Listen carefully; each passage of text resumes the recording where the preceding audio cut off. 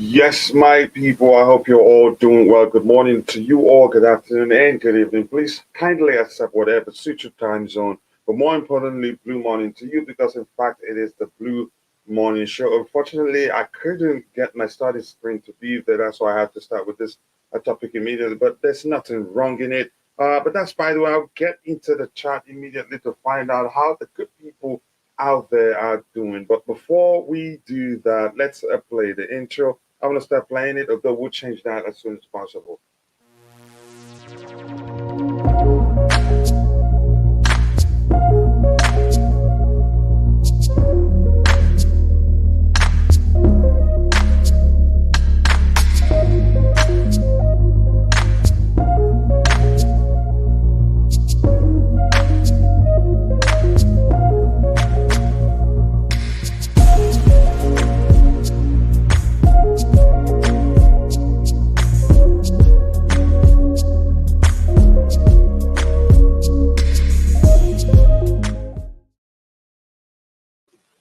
Yes, people, welcome back to the channel. I hope you all are doing well. Liam Lane says, Blue morning, Kachila panel and chat. Blue morning to you too. I hope you're doing well, brother. Always the first. I'd be surprised. Again, if any day we'll start the show, you're not the first to comment. If that happens, then I have to Again, maybe we live in another world. Please like and subscribe when you enter. If you have not, I say help the channel reach a wider audience. Yes, we will keep doing that. Good morning from Clement Outman. Clement, big up to you too, my Niger brother. I hope you're doing well. We don't need Victor. I think so too, but we'll talk about that in a bit, maybe from a different angle. The striker again, we have a Chelsea is Dusan. We need a Chelsea's Dusan Vlahovic. I think that's what you're saying, Vlahovic. Let's see if that's the case. Nope. Lucas Levi, how are you doing? Thanks so much for finding the time to join the show. No striker from Serie A. You have to elaborate and tell us why you think so. Good morning, guys, and God bless you all. Kingsley China, where is it? Kingsley, again, good morning to you too. I hope you're doing well. A nice name you have there. Akande, Eric Akande, we need a hungry striker just like him. His energy is wow, I understand. But have you talked about how Graham Potter plays? How the fact if he comes in, we have to change the way we play to accommodate him. And also, you could say that all our scoring opportunity will be channeled through a single individual. Have you ever thought about that? But again, I'm not going to say too much about that. If they want him, then they have a plan for him. It's as simple as that. If the club wants him, then they have a plan for him. If we don't need him, please tell him another striker out there to sign. Okay, it's not that simple. 254 in the building. Subscribe, like, and comment. Chelsea Diehard, big up to you too. My brother, how are you doing? And if you don't mind, guys, if you're watching, please do take a second and let us know where you're watching from. And pardon me, let me take a sip of my coffee before I lose my voice. And let me wake up properly, too, more importantly. Thank you so much for your patience. Chelsea need a striker who can hold the ball and not fall easily, who can also drop the participate in the play, who can also participate in the fluid approach. So that shows you we're not looking for your stereotypical striker. We're looking for, again, an all-round striker, a striker who's capable of playing to not just stay and wait for the ball to finish. A striker that won't cause us, again, to channel all our scoring opportunity through a single individual, which means if that individual is stopped during the game, we're done. That is not what, again, I'm suggesting we get, but the club knows what they're looking for. And the truth is, whatever type of striker they're looking for, they already have a plan in place for that striker. And my brother, the board, big up to you, bro. I hope you're doing well. Coach, how have you been? I've been good. I've been doing well. Except the truth remains, again, even though I've done things for a while now, it's not been easy to wake up 2 a.m., start preparing for the show, and it lasts for 3 hours plus in most cases, sometimes 4 hours. And then during the day, not sleep. That's what makes it difficult for me the next day because I have other things also that I have to take care of. I like the tune. Thank you so much, brother. How have you been? I hope you're doing well. Morning, Coach Chinedu Abiagom. Nice to see you, Chinedu. I hope you're doing well. Yep, concept. Duke Nuts concept. I hope you're doing well. We need Victor more than ever. Like him again to speak to himself. Here's the thing. He's a fine striker. He's firing on all cylinders. But I honestly do not think he's the player we want. And I know why I'm saying that. And I'm going to keep saying it. Again, Graham Potter doesn't look like a manager who plays with your stereotypical striker. You know, often he prefers a hybrid approach. You could argue that's one of the reasons why we have Aubameyang. Yes, Aubameyang haven't been firing on all cylinders. And there's an argument to say he hasn't had enough services to do well from those that are supposed to be providing the service for him. But the truth remains, Graham Potter isn't the one to play with a traditional striker. So if that makes sense, that's one of the main reasons why I'm arguing. I don't think we need to sim him. But if we go for him, which means they've discussed him at length and the manager feels like he can accommodate him, but it is dangerous, really, given that I'm sensing a part two of the Lukaku movie where we created quite a lot of chances the season before we signed Lukaku. And the issue was that we weren't putting the chances away. And it wasn't a single individual that was missing the chance. The chances will be, at that point, were being missed by all the players in the front three, sometimes the defenders actually. So it didn't make sense to go get Lukaku, which means how did we see the issue we had, the goal scoring issue we had? Again, a lot of people were missing chances and would think a single individual will now solve a problem that a lot of multiple individuals are having. It didn't make sense. And we see how that went down. He was with us. when he wasn't playing, we created more chances and even scored more goals, if that makes sense to you. Greetings all, guys. Again, Chidi here from Nigeria. Chidi, is it Chidi, is it Chidi, is it Chidindu? Let me know which one it is. But Chidi, more importantly, welcome to the show, my bro. I appreciate you finding time to join. Player 11, Datro Fofana. We'll get to that. I'm just using that as a presentation screen because my presentation screen couldn't load, and why, I don't know. Our prayers to the Alonso family. Yes, we'll get to that in a bit. And please, if you're coming in, keep liking the stream. Let's get it to 200 likes as soon as possible today.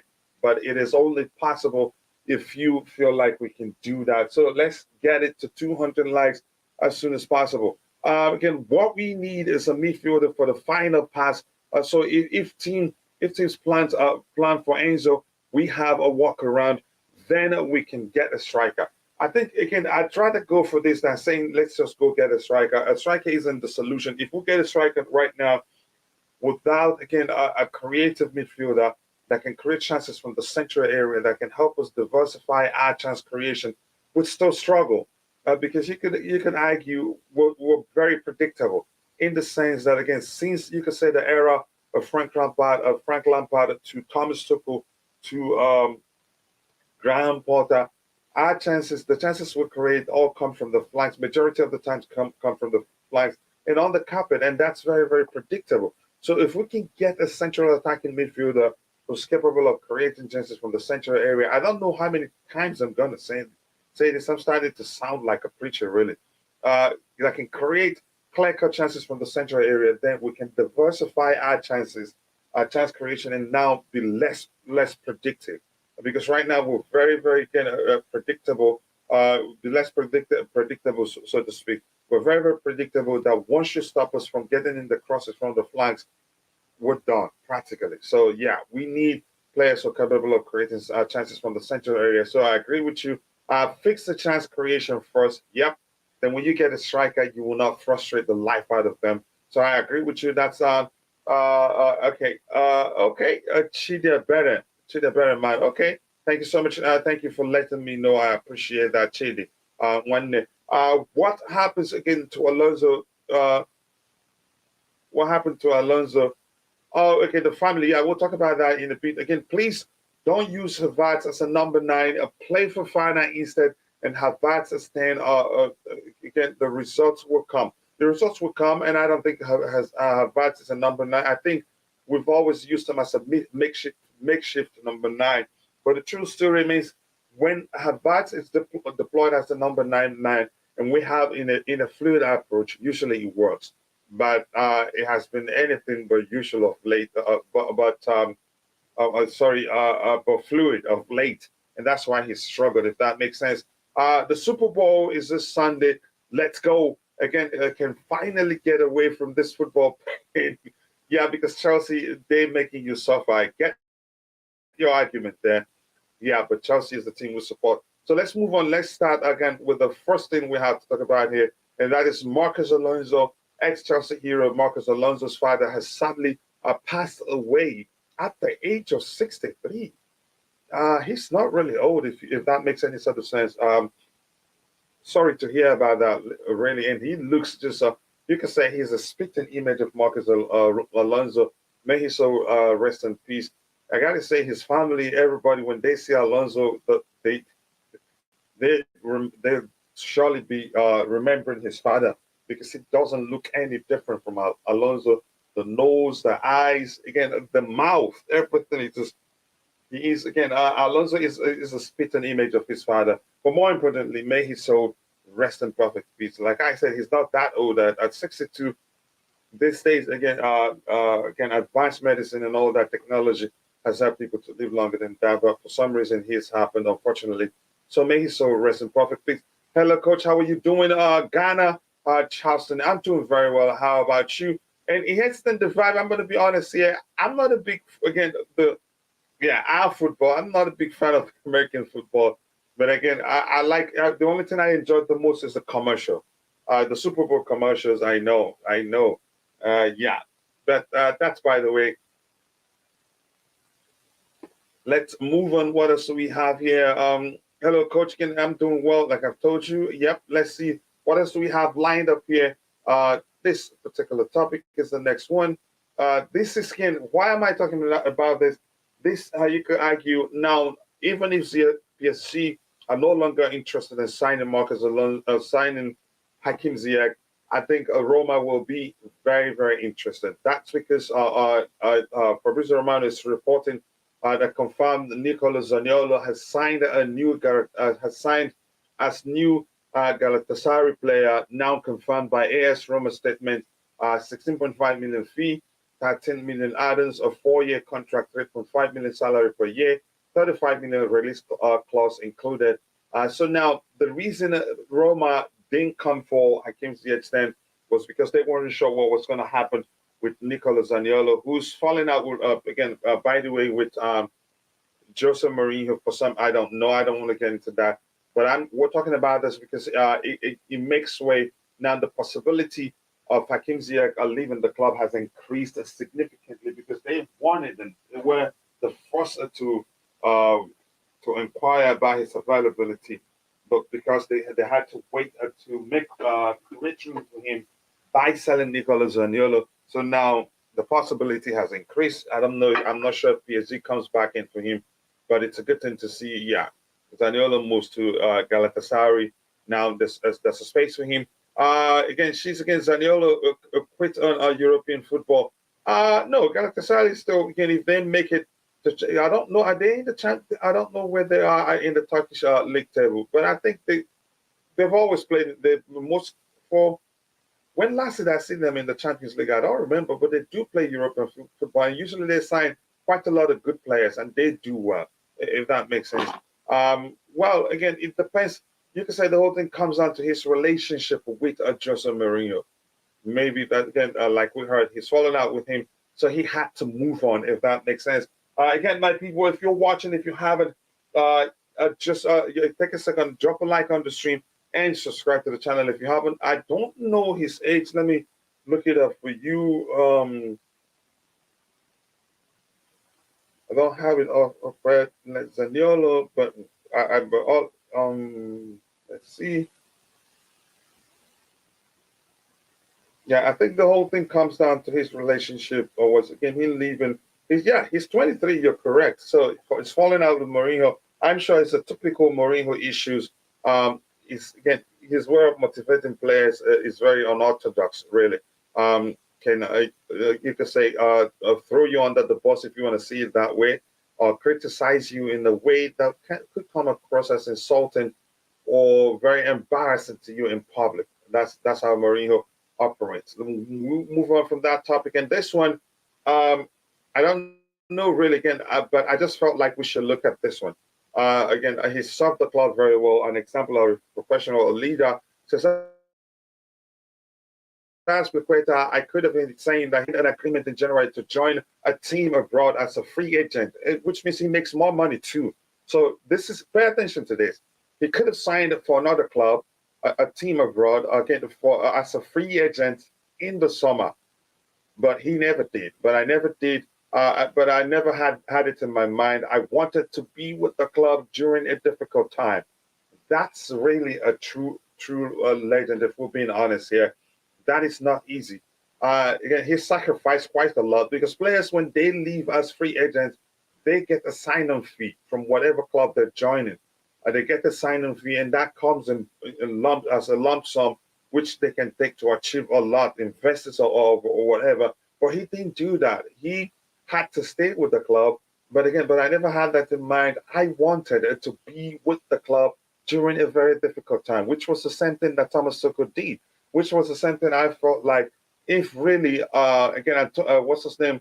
Antonio Rudiger wanted to, if it wasn't about money for him, which I don't blame him. It's business for all parties involved. He could have stayed and waited to speak with Todd Boehly and co before deciding on what to do. But probably he saw the opportunity to make more money, and yeah, he took it. And I don't blame him. Same as Andreas Christensen. Forget the nonsense we're hearing now that the club would have always consider him an academy player without respecting him that much and all that nonsense. It all about money. But look at this from Cesar Azpilicueta. that melted my heart, if I'm being honest, because he could have left. And how much increase did he get? He's not the highest paid player at the club right now. So that shows you it was never about money for him. And he says he has been at the club for 10 years. I know some will say, but because of family, yeah, but everything, if you make more money, again, more security, brighter future, again, a better future for your family.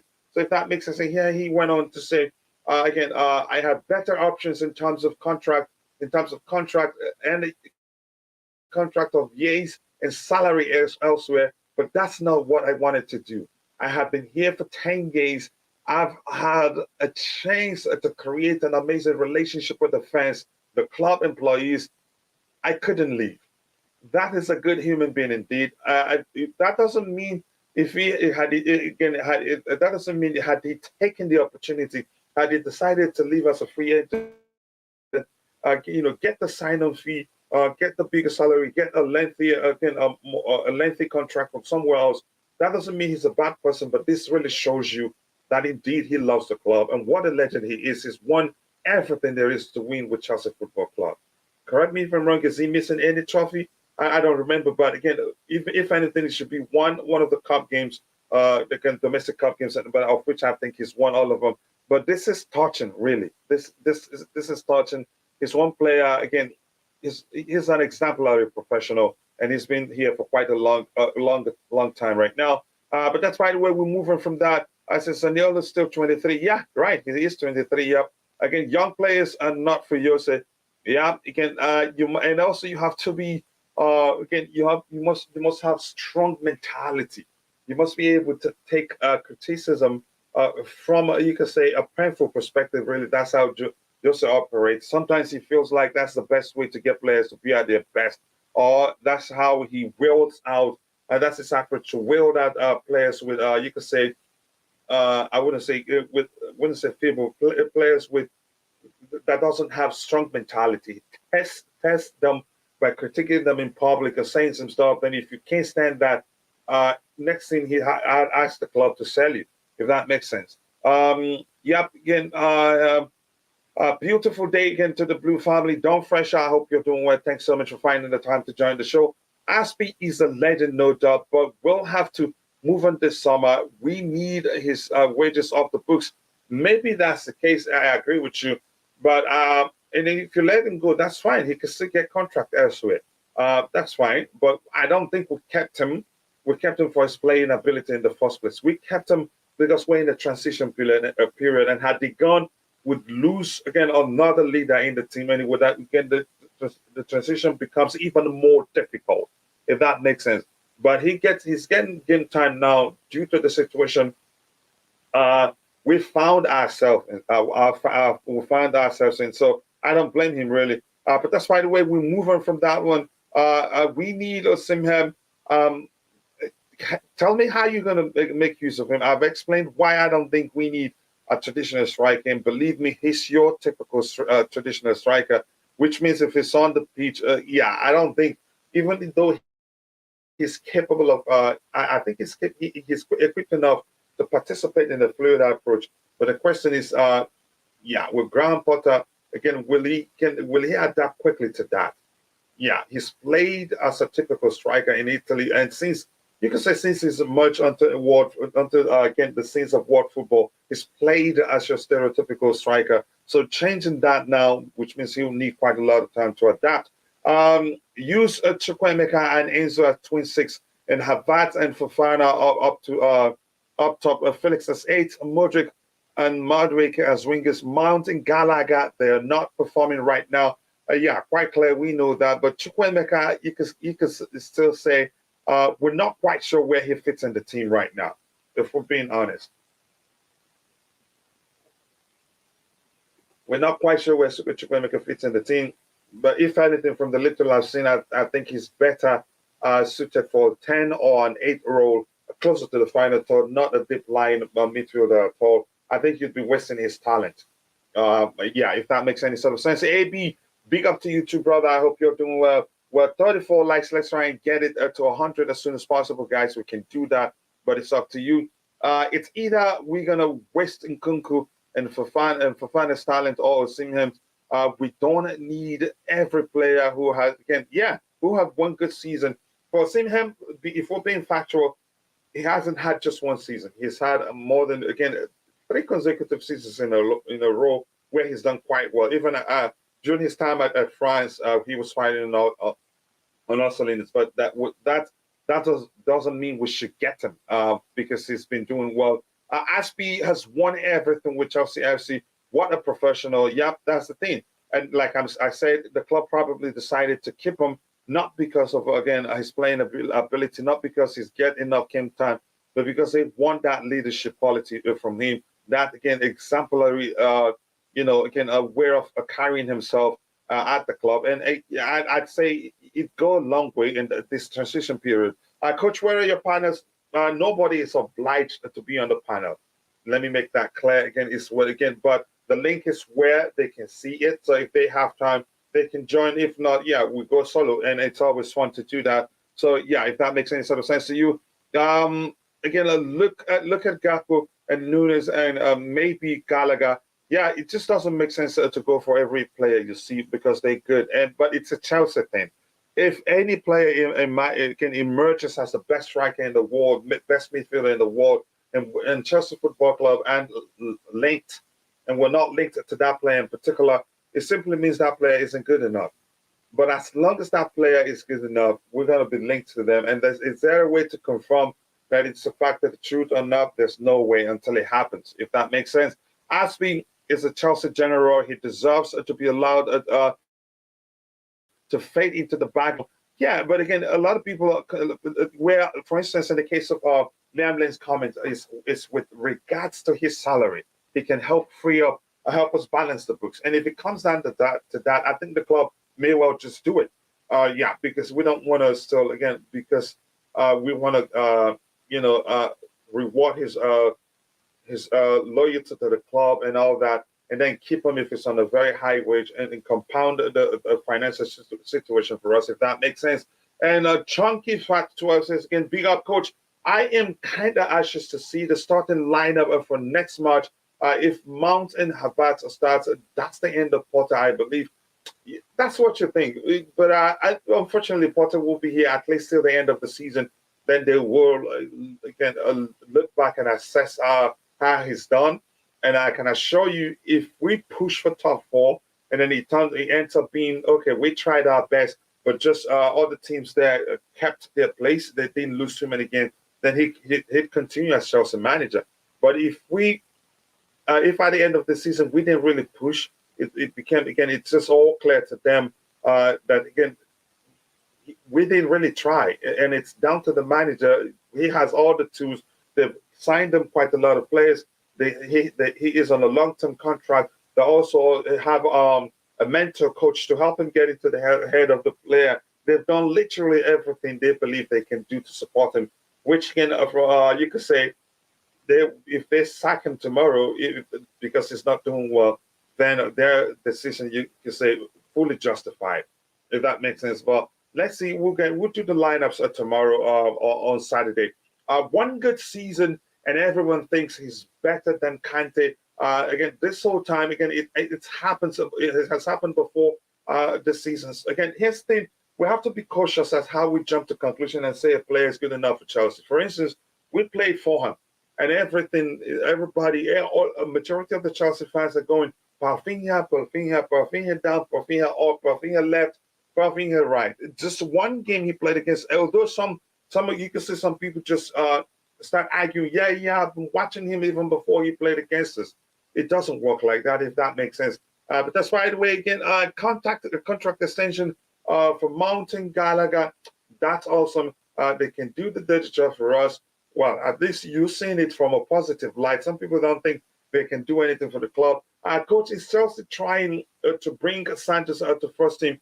Again, him with Enzo or what? It remains to be seen where he fits. Again, I haven't discussed with my friend Jessica Frota for a while. I wanted to see if she can, because she knows Santos very well. I wanted to see if she had the time to come talk to us as to where she thinks Santos fits. To me, from what I've seen he's a destroyer, but at the same time, he's again, it wouldn't make sense to play him in a disciplined manner that again he doesn't get the opportunity to again join in the attack. I think he's so talented. I'd rather deploy him as a box-to-box midfielder. He can run, and also he's capable of breaking up opposition play. Again, with some, you could say, deficiencies which comes with his age, his position in terms sometimes can be very questionable. But that's the least of my concern because he's just 18, really. He's just still 18, correct me if I'm wrong. So yeah, let's see what again. Yeah, the club wants to keep him. And you could say his exploits in the under 20 competition where is he still there as a competition concluded? I don't know. You could say the club helps the club with the argument, you know, that he qualifies as an exceptional talent, or maybe it makes it easier for them to get him a work permit because we need to keep him. He's a talent. I know it's easy to say. Some people have said again he's finding the under 20 competition too easy.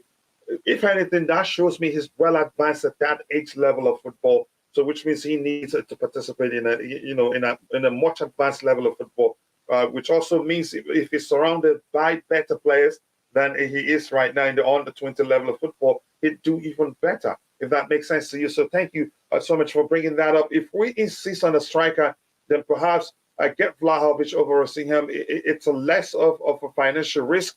That's the truth. Vlahovic, you can say, most likely will be cheaper than Osimhen. That is a transfer fee. Plus, I think, I don't know.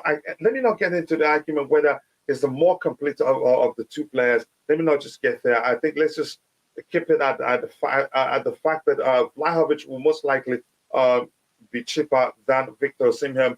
If again, yeah, thank you so much again, Tommy Bryan. I hope you're doing well. I will prefer Ivan Toney as a striker again, Deji Adedeji, but it's a question mark over Ivan Toney. We're not sure whether he's going to get banned for the gambling accusations.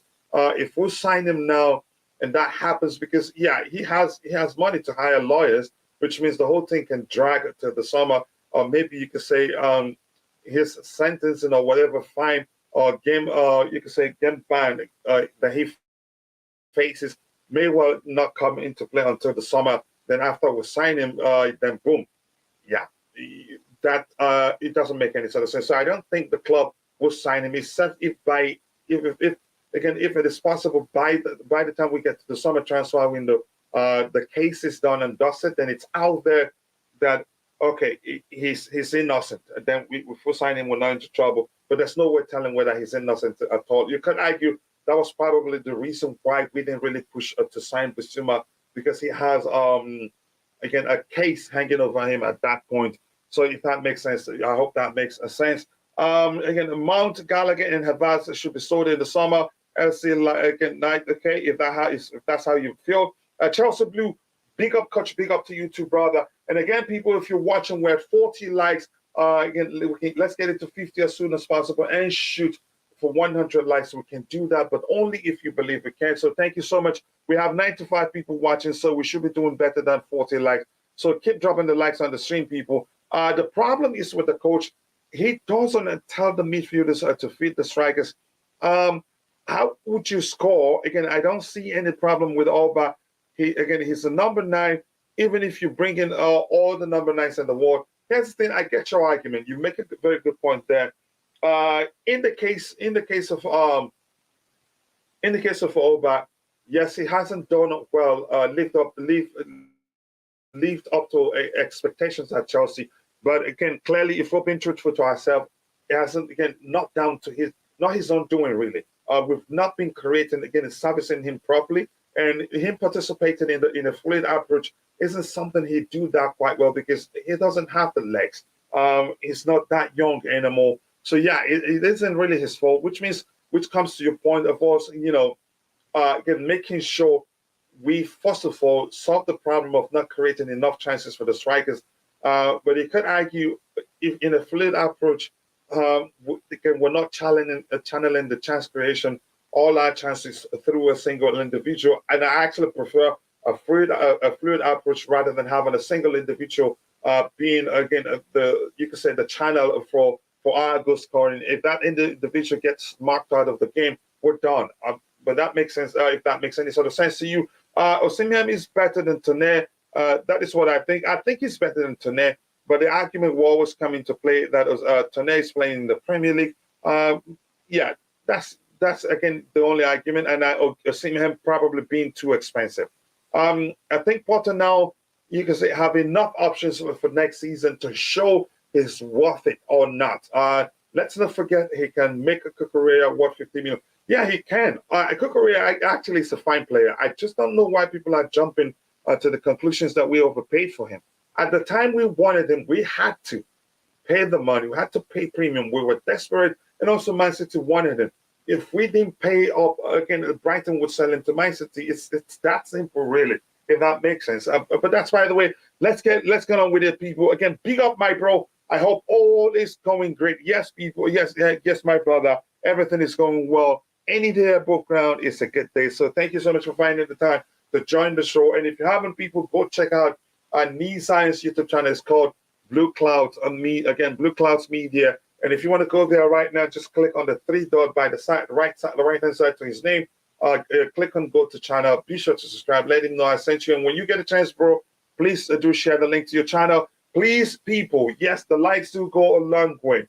The likes do go a long way as we approach 10,000 subscribers. We're at 9,948, which means we need just 52 more subscribers to get it to 10,000 subscribers. And remember, I told you this, and I will not disappoint. If we get to 10,000 subscribers, we'll do a $100 giveaway to the community. But here's the rule: you must be a student to participate. That's again a yap. If that, don't forget that, and we're getting there. Let's see. Yep, again, Cucurella is a fine player for the last game. Not just for the last game. Oh, again, here's the thing. I think here's the way most people don't pay attention to. The way Cucurella operates, he acts more like a sweeper for the defensive line, and that's something that is you see that in some players. That's why sometimes the people argue that he's everywhere. And actually, him being everywhere has an occasion to save us from saved us from losing games. But a lot of people don't pay attention again beyond the surface level. What they see, all they see is that he's everywhere. He acts like a sweeper for our defensive line, especially when we struggle, especially when oppositions come at us that much. Sometimes you even see him again helping overload the midfield. He's that good, and he's an intelligent player. He's capable of finding passing lane where you don't explain again. You don't think one exists, but unfortunately for him, especially Chelsea fans, most people don't look beyond what they see on the pitch, beyond the surface level. They just conclude this player is a bad player because they see him on the right-hand side in the central area. He's actually cleaning up mistakes from all the defenders. It's again defensive pairings, but that's by the way I'm moving from that. I don't know. I don't think I'm able to explain to fans to come to the conclusion that he's actually a good player. Glory days ahead again for the Blues. A big up Kuchila Don Fresher. Yes, I believe the future is so bright. I'm going to keep preaching this.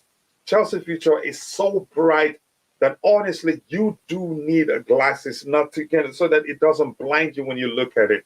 I'm only concerned about the immediate future. I'm only concerned where we finish at the end of the season. I'm only concerned again whether Potter can turn things around. The future, believe me, is so bright. Again, and that's the least of my concern. If that makes any sort of sense to you, Don Fresher, thank you for that comment. Potter should be assistant coach under new manager in Chelsea. It will not happen. I'm not going to get into the argument. Bad teamwork make every player we have look stupid. Exactly. And you can say, if we're being honest, go look at those games where people are saying that Cucurella was bad. In all those games, we didn't play again. The team overall didn't play well. The team as a whole didn't play well. But usually it's a Chelsea thing to start finger pointing and start saying a particular player, saying Mason Mount, Conor Gallagher, or maybe Cucurella is the reason why we didn't play well. But it just doesn't make any sort of sense if you understand football. We have Fofana and Broya. We don't really have a striker. You don't actually need to add the word really there. Truthfully, we don't need any more strikers, if that makes any sort of sense. We should be focusing on deliveries. That's another delicious way to phrase that. Somebody else says, again, if you like bringing, I think who said, if you like bringing all the best strikers in the whole world, it doesn't change anything really. We do need it to start creating. So servicing is a time you need, and I think that's what we should be doing. Just give me 1 second. I need to bring up my presentation screen here. Yeah, there you go. It is this one here. Yep. Yeah, so to me, yeah, again, striker isn't a problem. We have Datro Fofana. Nkunku also can play as again, it can be, you can say, deployed in the number 9 role in a fluid approach, same as Kai Havertz, and then Broya will still come back. If that makes sense, I'm not sure why people think we need to go for more strikers, and I think it doesn't make any sort of sense because the priority should be to get a central a central attacking midfielder who can create clear-cut chances from the central area. If that makes sense, I hope it does. But that's by the way. Let's move on to the next topic here. Just give me 1 second. My screen is frozen. Oh yeah, okay. Let's go with this one until I see that pop up. I'm not sure why it has refused to show. None of my presentation pictures are showing today. But that's by the way. We'll move on. What is your best lineup for tomorrow? We'll do that tomorrow. Is it tomorrow? What day? Today's what? Today's Thursday and our game is on Saturday, isn't it? Correct me if I'm wrong. So we'll do the lineup on Friday, or maybe even Saturday morning, if that makes sense. West Ham. Otherwise, when we lose, believe me, we're gone. Yeah, we have to win that game. Everyone blame Havertz, but nobody says nothing. Fofana missed 100%. I wouldn't. I think I wouldn't call that a miss from Fofana. I think he did everything right. He did everything he had to do, and then it was a good save from the goalkeeper. For being honest, really, I wouldn't say it was a miss. That wasn't a miss, really. Remember, he had to beat a man to create that chance for himself, and he did that excellently. And then he tried to finish somebody. I think a defender had to slide to stop it from getting into the back of the net, if that makes sense. We need a keeper and a midfielder before going for a striker. I don't think we should prioritize going for a goalkeeper right now. Mendy has stated that he stays beyond this season at Chelsea, so he'll still be here next season, which means he believes they can fight and take back his place. And we have 2 good goalkeepers, really. But unfortunately, we don't rate them that highly, if that makes sense. To be honest, we don't need any striker. We have enough in the likes of Fofana and Broya, or Africa should be an attacking midfielder come summer. I'm saying, yeah, that's the same thing I've been preaching.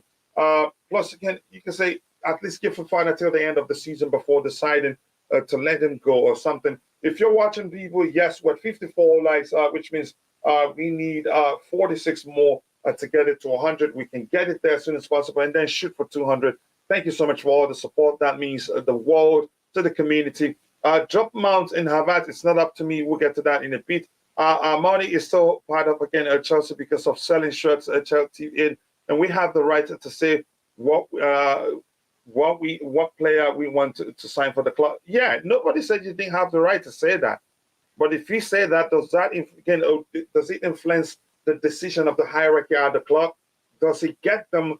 Does it get them again to sign a certain player that they didn't want to sign because you want them to sign a certain player?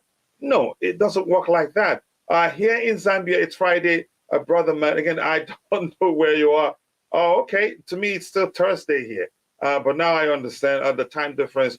So, yeah, big up to you. And I hope everyone in Zambia is doing well. And if you're watching, if you haven't, please do take a second, drop a like on the stream and subscribe to the channel if you haven't. Let's hit the like button, people, and subscribe. Big up, Blues family. Big up to you too. Don Fresher, thank you so much. Of course, our problem is midfield. Wait for Kante with Enzo and Felix. Stop blaming Havertz. Just, you don't have to mention anybody's name. Let's move on to the next topic we have lined up here. Yeah, we've talked about this man. He's a Chelsea legend already, whether anybody likes it or not. We move on from him. Let's talk about this one here. Just give me 1 second. It just went blank. Yeah, and this is a peculiar one for me. And interesting, really, that we are again, Chelsea again again from Chelsea to Los Angeles FC. The talks of Pierre-Emerick Aubameyang is advanced. Again, it's an advanced level right now. Again, the Blues would cover the player's salary. This is the part that I really do not understand. Why is that? Has it become toxic that the club would do anything just to get him to be absent from the dressing room? It just seems as if that's the case because it doesn't make any sort of sense that, okay, he'd be joining LAFC. Are they paying us? Would they pay? I don't know. This report doesn't say whether they'd be paying us any loan fee, but why are we willing to cover all his salary and let him live alone? So it just seems as if we're doing anything to force him out. And I think my brother Zion, he's told me that before. He says he can something in a report where the club are really trying to push him out. They don't want him. So which means it's become toxic. I don't know. There's no other way to see it. And I really want to get your thoughts on what do you think is going on there. I think, yeah, it just seems as if, truthfully, they're trying to push Aubameyang out. That's how I see it. Of course, our problem is midfield. We'll get word for Kante with Enzo and Felix can stop. Yeah, I get it. If we go for a striker, it should be for Benzema. And do you by any chance think that the club and the Real Madrid and looking to extend Benzema's contract? You let me know. I think he's been again their best player for a while now. I think they'd extend his contract, and Real will bring a 24-year-old Osimhen. Good job, bro. Okay, Eugene Nutty, big up to. Let's see what else we have here. My screen just froze, and I'm not sure why. Okay, I think I have somebody to ask the question what he thinks about Aubameyang situations. Where did I stop? I think big up to you too, Chris Omanihon. I hope you're doing well. Again, Auba is again definition of toxic. You think so, Tayo? Again, Auba is busy with making songs in music studios. Yeah, that reminds me of what's the Dutch international that has joined Atletico Madrid from Barcelona. Let me see what we have here. Why would we loan him and pay his full salary? Again, as you say, it makes no sense. And as it also says, there's no loan fee. Yeah, exactly. So I'm not sure where that's coming from. I hope there's nothing going on in the dressing room with Auba after being left out of the Champions League squad. Something must be going on. If we play with a team with teamwork without being selfish, quick thinking passes and all that, I think we'll do well. Isaac, I hope you're doing well. Thank you so much. Good morning to everyone. Hope you're good morning to you too, John. But maybe Potter should have treated Mountain Kai like ETH did with Sancho. Eric Ten Hag did with Sancho. Maybe. And again, people keep dropping the like on the stream. Rodrigo, quickly, I'm going to come to you, brother. Your talk on what we're looking at here. More importantly, I hope you're doing well. Yeah, what we're looking at here. Why do you think that is? I think it's just a simple thing of his surplus to requirement. I think Potter really doesn't fancy him, doesn't really see him as a Chelsea player. But I don't think Aubameyang will go there. With Broya being out, with us not having any other experienced striker in the team, I think he doesn't really. Yeah, I think Potter really doesn't see. He doesn't see the point. I think he probably sees Datro Fofana ahead of him. Yeah. So you don't think it's him being toxic in the dressing room and all that? No. I think that's overblown. I think it's not. No. I think it's harsh to say Aubameyang is toxic in it. No, I think that's too harsh. I think it's just a fact of the manager doesn't really fancy him. It's not. It doesn't fit his. I don't even know what kind of football the manager want to play, but it looks like he does. He just doesn't fancy him. So what they want to do now is just to reduce the squad. The squad is too bloated, and it's easier to get rid of a player like this. Send him on loan to the US. Yeah. And would you say also avoid toxicity in the dressing room, because if he stays, if it's not playing, the chances of him becoming toxic. But it's different. It's different at Arsenal. It's different because at Arsenal he had influence, he had friends, he had people looking up to him. At Chelsea, I don't even think he has that much influence. So he could be toxic in his own corner. It's not like, if he was at Chelsea for like 5 years, fair enough. Maybe some people might sympathize with him. Some teammates might be looking at this situation and say, "Oh, this is unfair for Aubameyang." But we literally have a new team. These young players they literally got like no loyalty to Aubameyang. They might be friends, but they're not. It's different to the situation he had at Arsenal. It's different to, say, for example, player like a Jorginho. Yeah, obviously he's left now.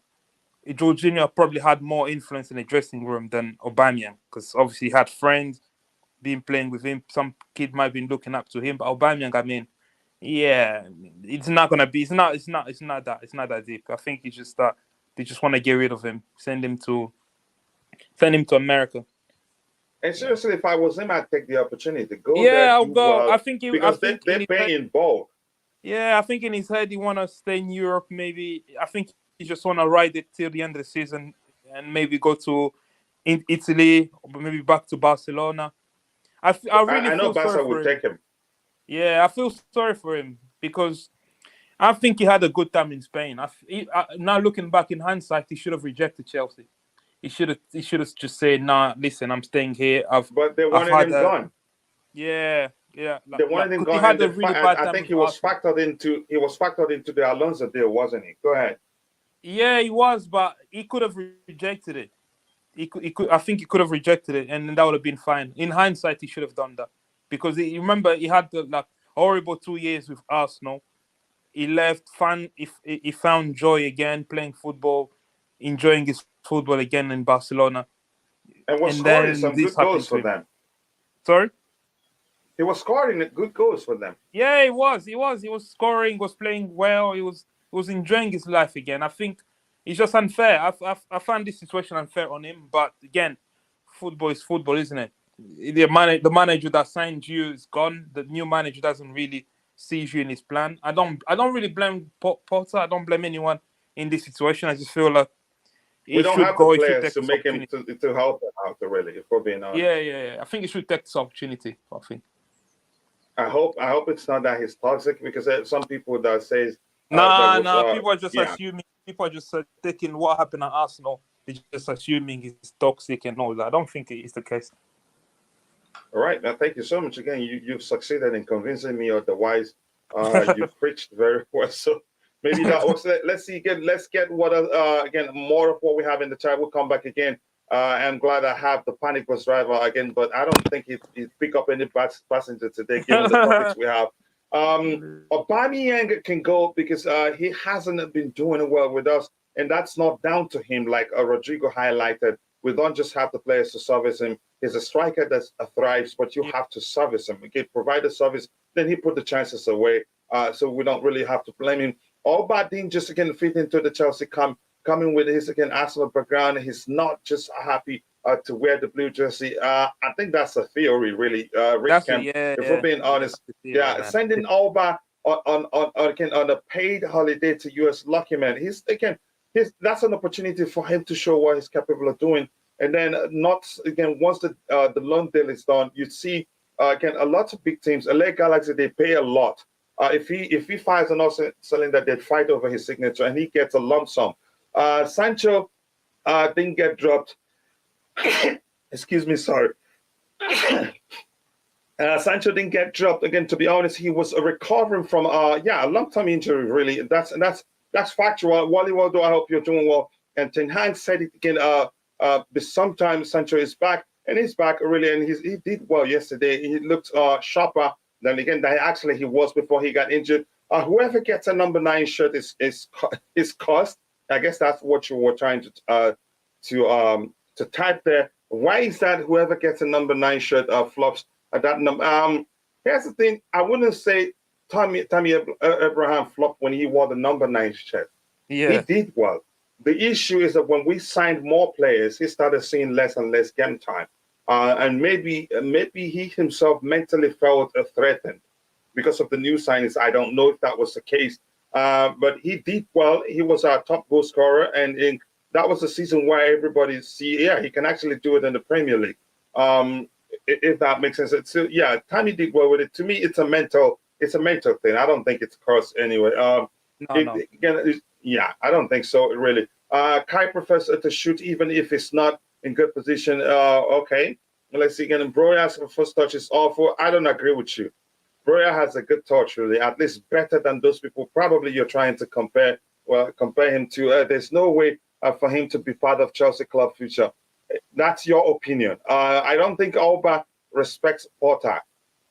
You see, Rodrigo, you've seen the theories because it just doesn't make sense that we'll be paying his It's salary, not fair. and we're not hearing anything about what's it called?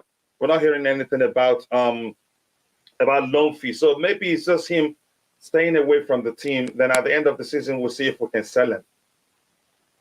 Exactly. Yeah, if that makes sense. He's on 2+1, right? So at the end of the season, he still have one more year, right?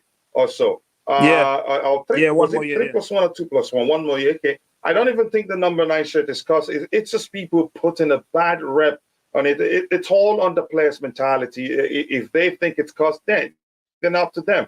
Let's see what else we have here. Maybe it's Chelsea making up for not playing. It might be why they're paying the full wages. I don't know. Big up, yes, people. Keep smashing the like button.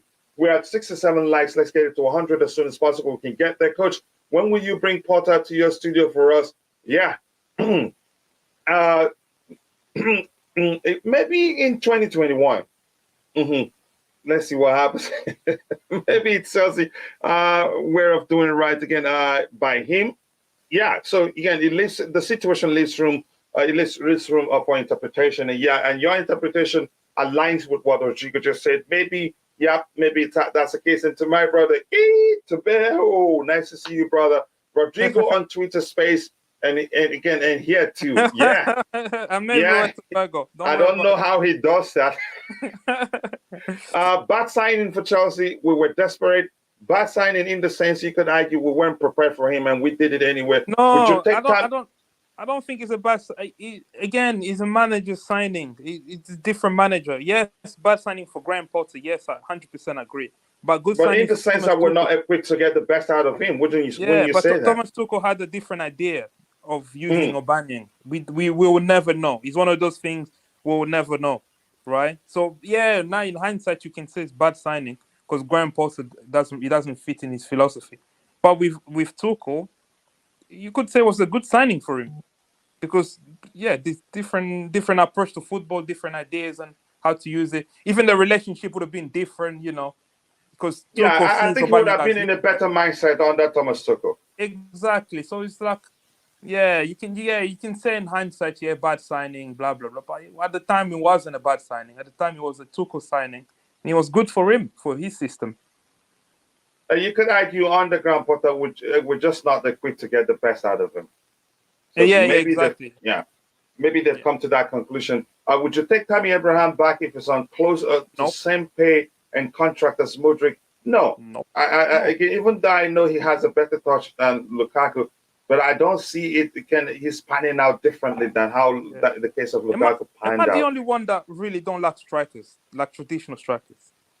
I don't. A lot of people. If you want, modern football is gradually moving away from it. Although some teams do have the luxury to mix it up and have your stereotypical striker and also have a hybrid striker, or have a striker that can apply himself as a stereotypical striker and also can participate in a more fluid approach and still do well. Which I think you can get that from the likes of. Aubameyang doesn't have the legs anymore because he's a good footballer overall, not just a striker. I don't know you could get that out of Datro Fofana because he can play as a winger, he can play on both flanks, he can also play as a number 9. He's a good dribbler, he creates chances.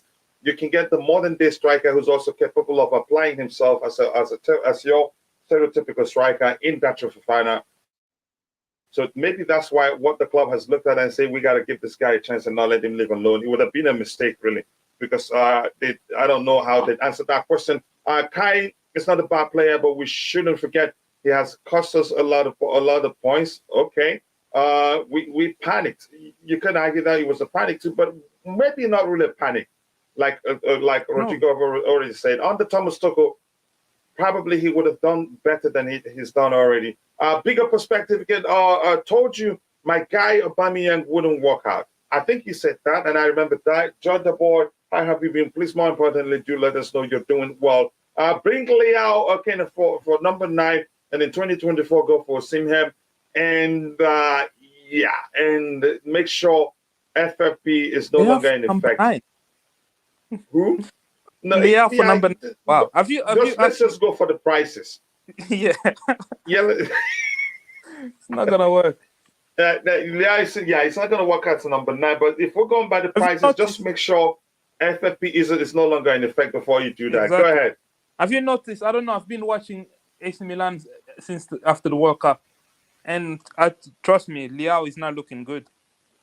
He looks like his head is dropping. He's not really performing at all. Really, there's been games where they benched him. The manager literally say, I need to win a game, so I bench him.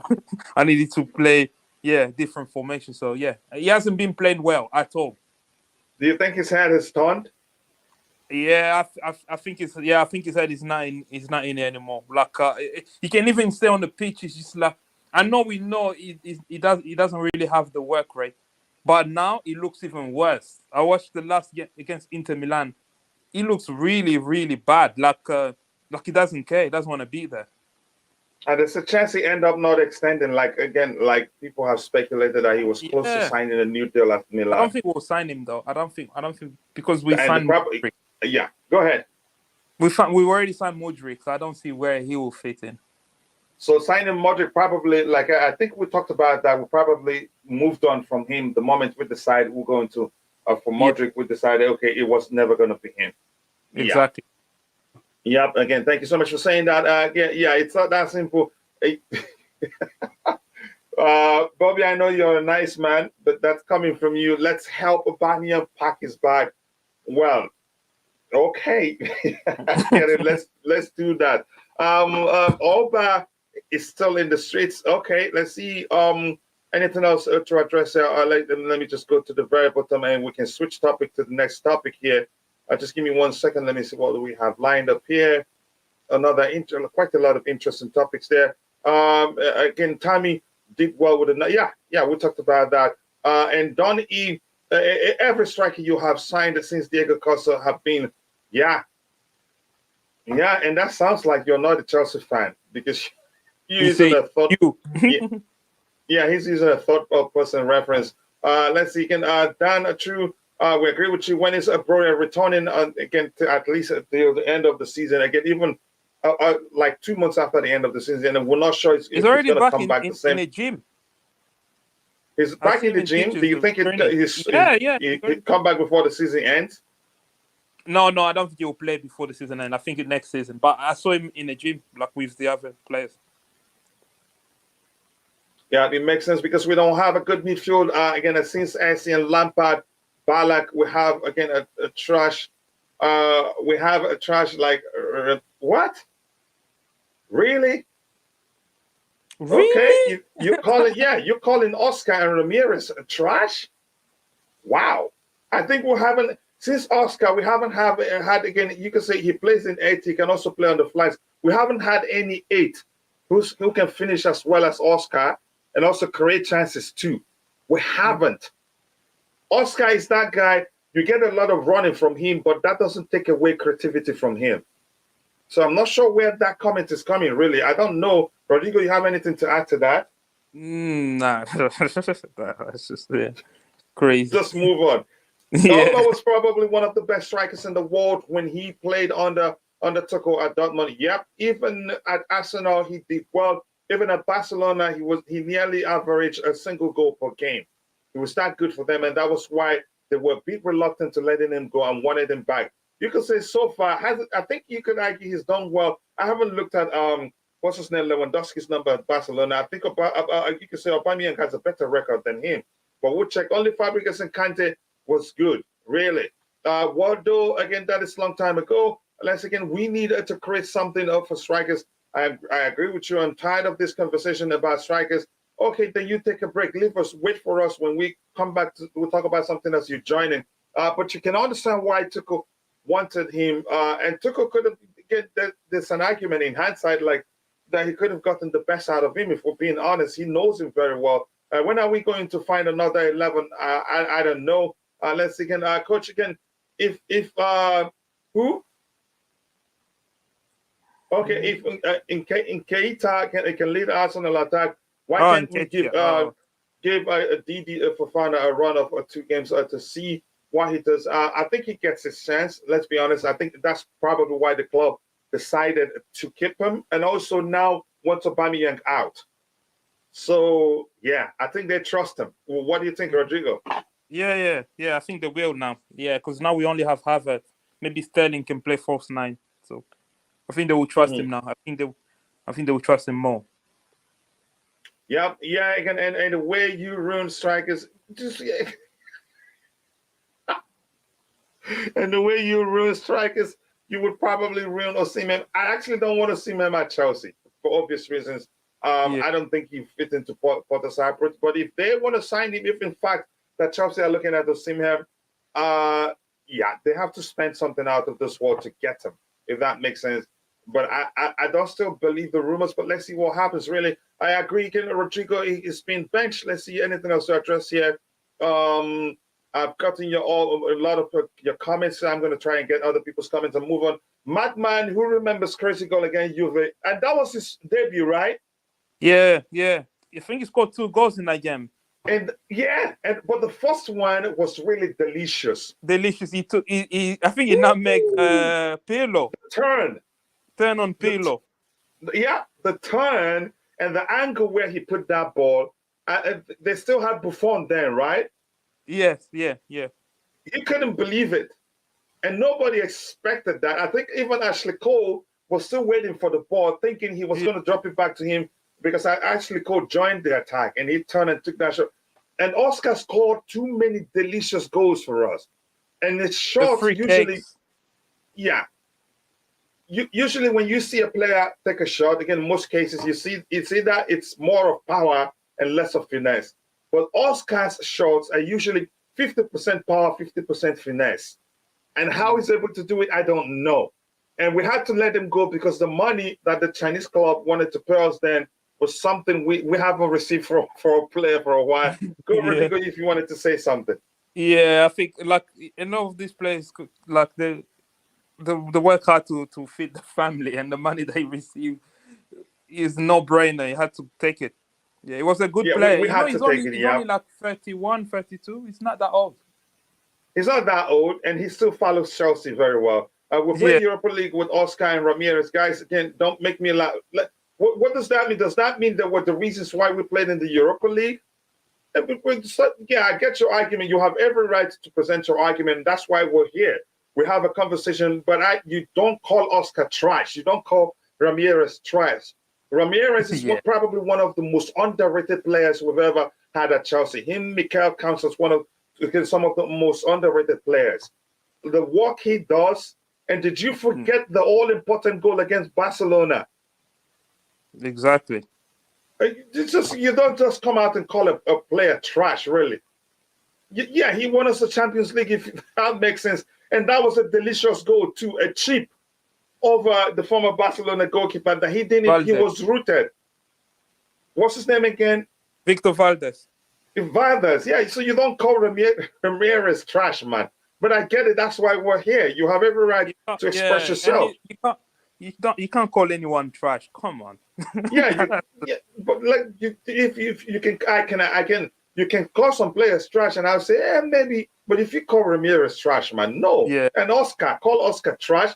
We haven't had another 8 or anybody that has played, let's say again, anywhere, wherever you remember Oscar played for us, that's as close as him in terms of goals he scored, chances he created.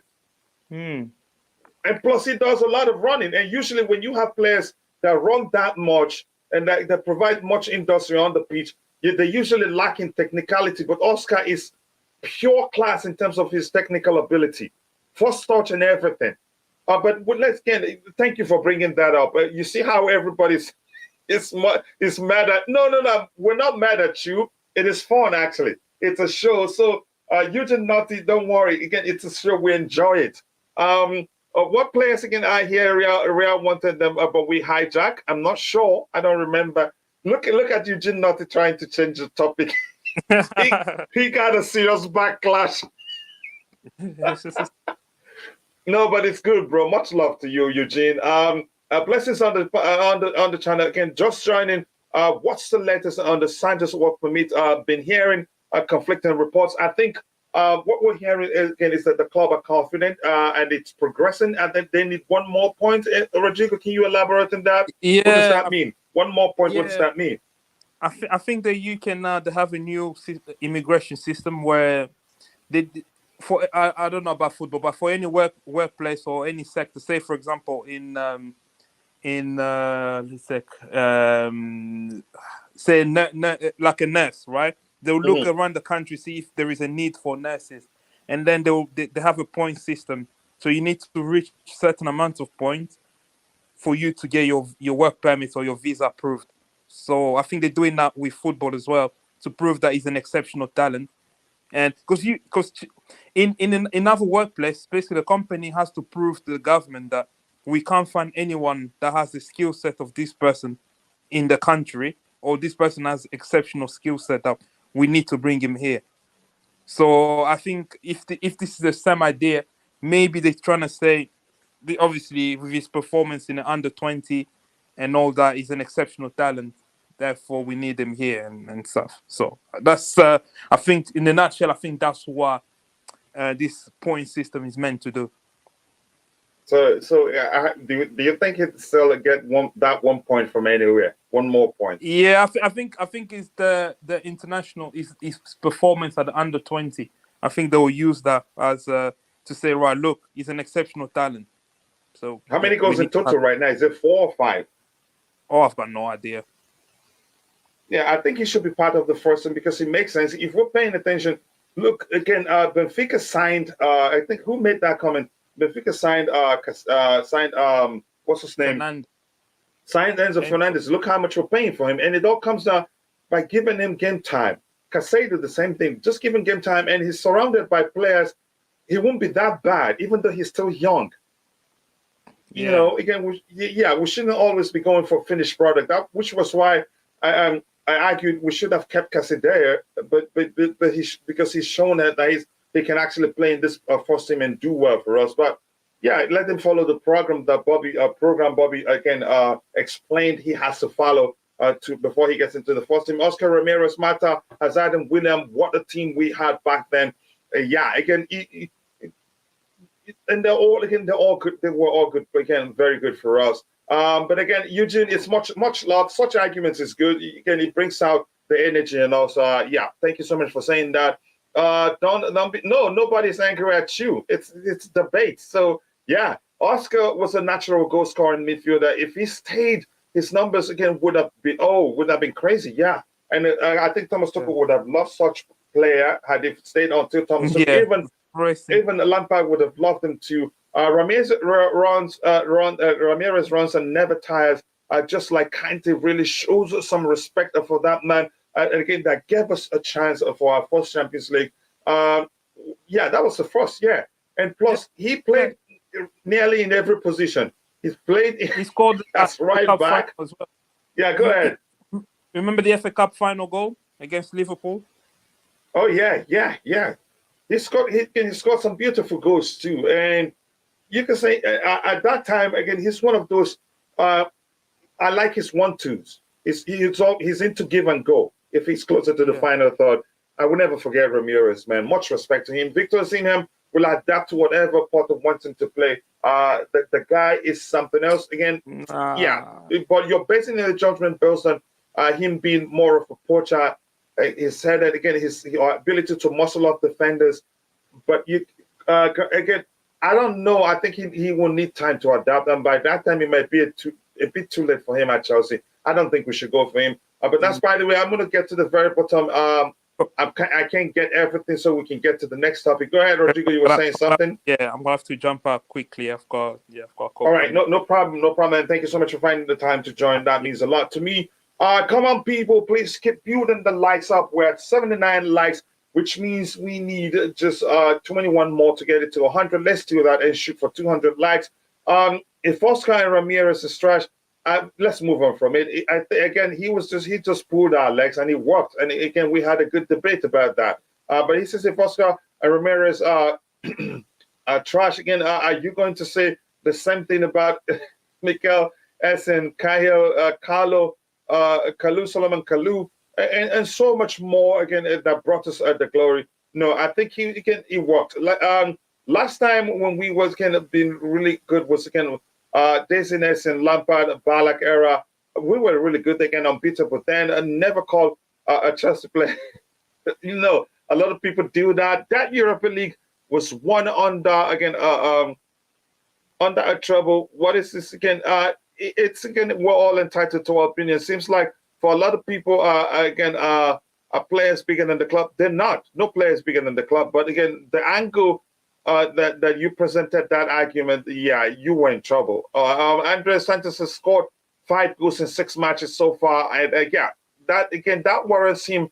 You could say that warrants him falling into the category of what they call exceptional talent, if that makes sense. So I don't know why they shouldn't give him that. Again, Idoko, thank you for saying that. We won the treble when we won the Europa League between, again, by the way, yeah, thank you so much for saying that. Oscar, a box-to-box midfielder. Ramirez was a machine, the counter-attack specialist. Plus, again, he is also, again, a good tackler. Reads the game. He will follow you no matter how. And he was one of the quickest players in the Premier League then. Correct me if I'm wrong. So I loved him so much and really, would love to see, would have loved him to stay more, but he had to leave when he left again for some reason. But that's by the way. Let's look at what else we have here. Oh yeah, let's see. What else do we have? Okay, that one there. It's some interesting topic. We're going to talk about that one there. But let me see let me get this one here. Coach, again, this new generation didn't grow up seeing proper legends play for the club. We're blessed. So again, the new generation talent ID. You can say again, I liked the fact that Eugene talked about that. He made us have a good argument, really. We was being very we were spending again every season again and again. Okay, I'm not sure. Again, maybe you mistyped something there, but that's by the way. Let's look at the next topic we have lined up. Just quickly, just give me a second. My screen froze. Apologies for that. Okay, let's do this.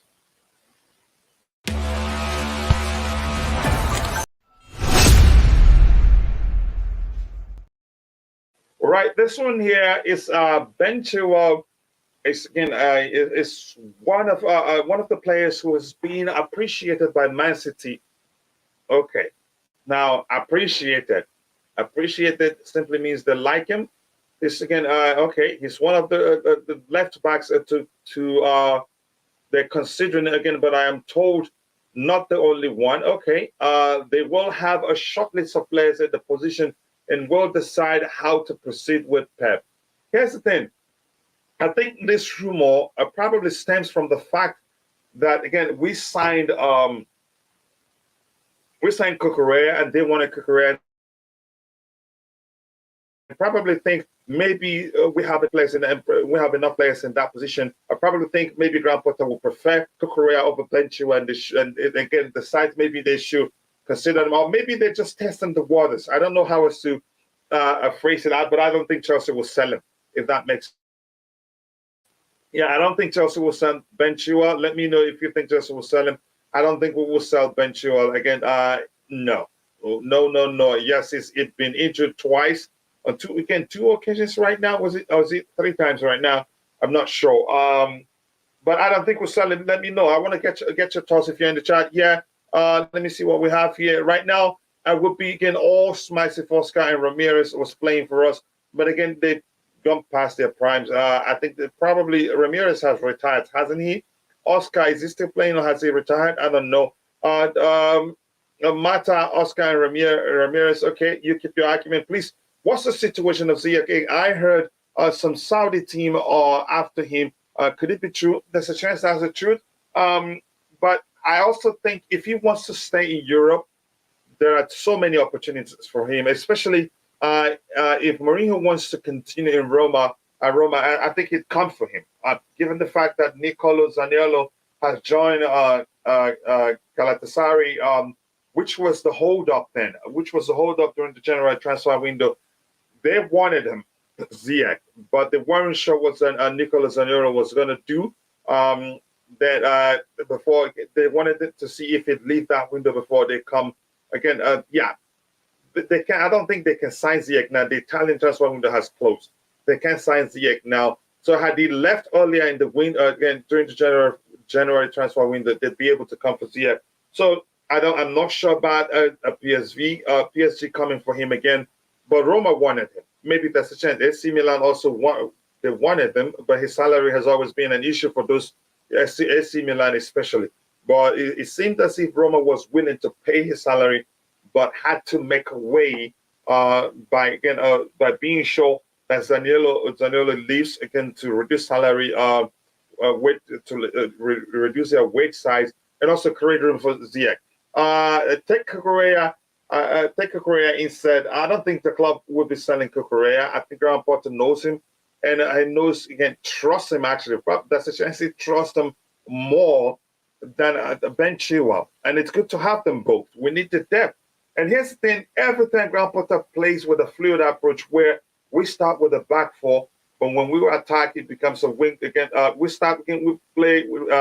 But again, in a situation, we'll start with the back four. But if we attack from the right-hand side, we need Cucurella to become a left centre-back. He started in a hybrid approach. You can say Graham Potter will most likely prefer to start with Cucurella rather than Ben Chilwell, if that makes sense. Joy the boys is can keep Ben away from Man City. His ass. I don't think they get him. Like I said, the rumors probably because they think maybe Graham Potter values Cucurella more or trusts Cucurella more than Ben Chilwell. Maybe Ben Chilwell will become surplus to requirement, or maybe we'll feel like he's injury prone and take the money when we see it. I don't think it happens, but let's see. It all comes down to what the hierarchy wants to do, or maybe Graham Potter wants to do. Do you think we should sell Ben Chilwell, considering how often he's been injured? I don't think so. I think this still, you can say at this point, you wouldn't. I wouldn't argue. It wouldn't make sense to argue that he's injury prone because let's see, it's just 2 times now. How many times I'm not sure. Time will tell. Take Cucurella instead. We're not going to give them Cucurella either because Graham Potter likes him. He's a player he trusts. If that makes sense to you, sell Chilwell and Cucurella and put a Malo Gusto on the left hand side and Lewis Hall next season. Sign Alphonso Davies. It sounds easy, but it's not that simple. And plus, Liver Cowell is not a left back. I don't know where that argument is coming from. He's a centre back. If you put him in a left back position, he still play well, but that's not his specialty. We need specialty players in positions where again we have vacancy. If that makes sense to you, rather than playing a player as a makeshift defender or so. And if he goes, can we still register Badiashile for Champions League? I'm not sure. I'm not going to get into that argument right now. I think Badiashile next year plays in the Champions League for us. I'm quite sure that will happen. Again, if you're watching, if you haven't taken a second, drop a like on the stream. We need just 18 more likes to get it to 100 likes. Let's see if we can get it to 200 by the time the show ends. Even 100 is fine, but let's get it to 100 as soon as possible. At least 18 more, and then that will go a long way for the China. Cucurella is criminally underrated. He's more effective than Chilwell. Unfortunately, a lot of people won't look beyond, again, what they feel like. Those games, they feel like is the reason why we lost or is the reason why we didn't play well. Buy Cuckoo and certainly that would be again a big, okay, I'm not sure what you're saying that. Let's say again, sell Cucurella and leave Chilwell. It is fair. Okay. That's what you think. When the Chilwell is fully fit, again, he will be number 1 left back. That is if we're playing with a left back. But if we're playing with anything left centre back or anything in a hybrid approach, I think Cucurella starts. So those players, you can say, will be important for us going forward. There's no need selling any of them. And I'm going to try to explain this again. Pay attention to how Cucurella plays. I don't know whether it is by design or if that's how he plays naturally. For me, he's done that, again, consistently that it's easy to come to that conclusion and say maybe that's how he plays naturally. Kukurea acts more like a sweeper in our defensive line. Every time there's a mistake from Koulibaly or Thiago Silva or Chalobah or anybody in the defense, he's always there to clean up. Even again, if he again even him find you, sometimes you see him on the right hand side of the pitch cleaning up. Those things are important, and if you paid attention to those games, you'd see actually in most cases, if it weren't for him being at the right place at the right time to clean up, would concede goals from those situations. But unfortunately, people kind of what they pay attention to is that he's left his position. But what was he doing when he left his position? Nobody pays attention to that, if that makes sense. So it's deeper than just looking at the game on the surface level and just come up and say, yeah, he's everywhere. He's leaving spaces. He's causing problems. Yeah, you need to look deeper to understand how he plays. Say Kukurea and keep Ian Maatsen. Let's see what the club does. It's not that simple. Graham Potter, Kukurea had his best season in the Premier League on that Graham Potter. So I don't see, it wouldn't make any sort of sense to sell him. Czech, Terry, Alex Busingwa, Ashley Cole, Lampard, Balak, Asian Maluda, Anel Kajoba. Seems like, again, a lot of people didn't know what I'm talking about. We know what you're talking about. Those people are all good players, if that makes sense. But in the generation of Oscar shouldn't be called trash, if that makes any sort of sense to you. Let's see what we have again. We don't need to negate Kukurea's contributions to the team, even though he's more effective than Chua. Well, at least you see it differently. A lot of people will say, trash him, sell him, remove him, put Chua there. But I think, yeah, he deserves some respect. Unfortunately, a lot of people don't think that way, if that makes sense. Give me 1 second, please. I need to cough out something.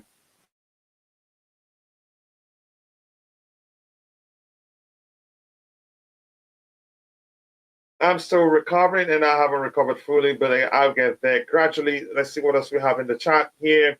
Oscar, Hazard, and Mata was scary. Oh, yeah. There you go.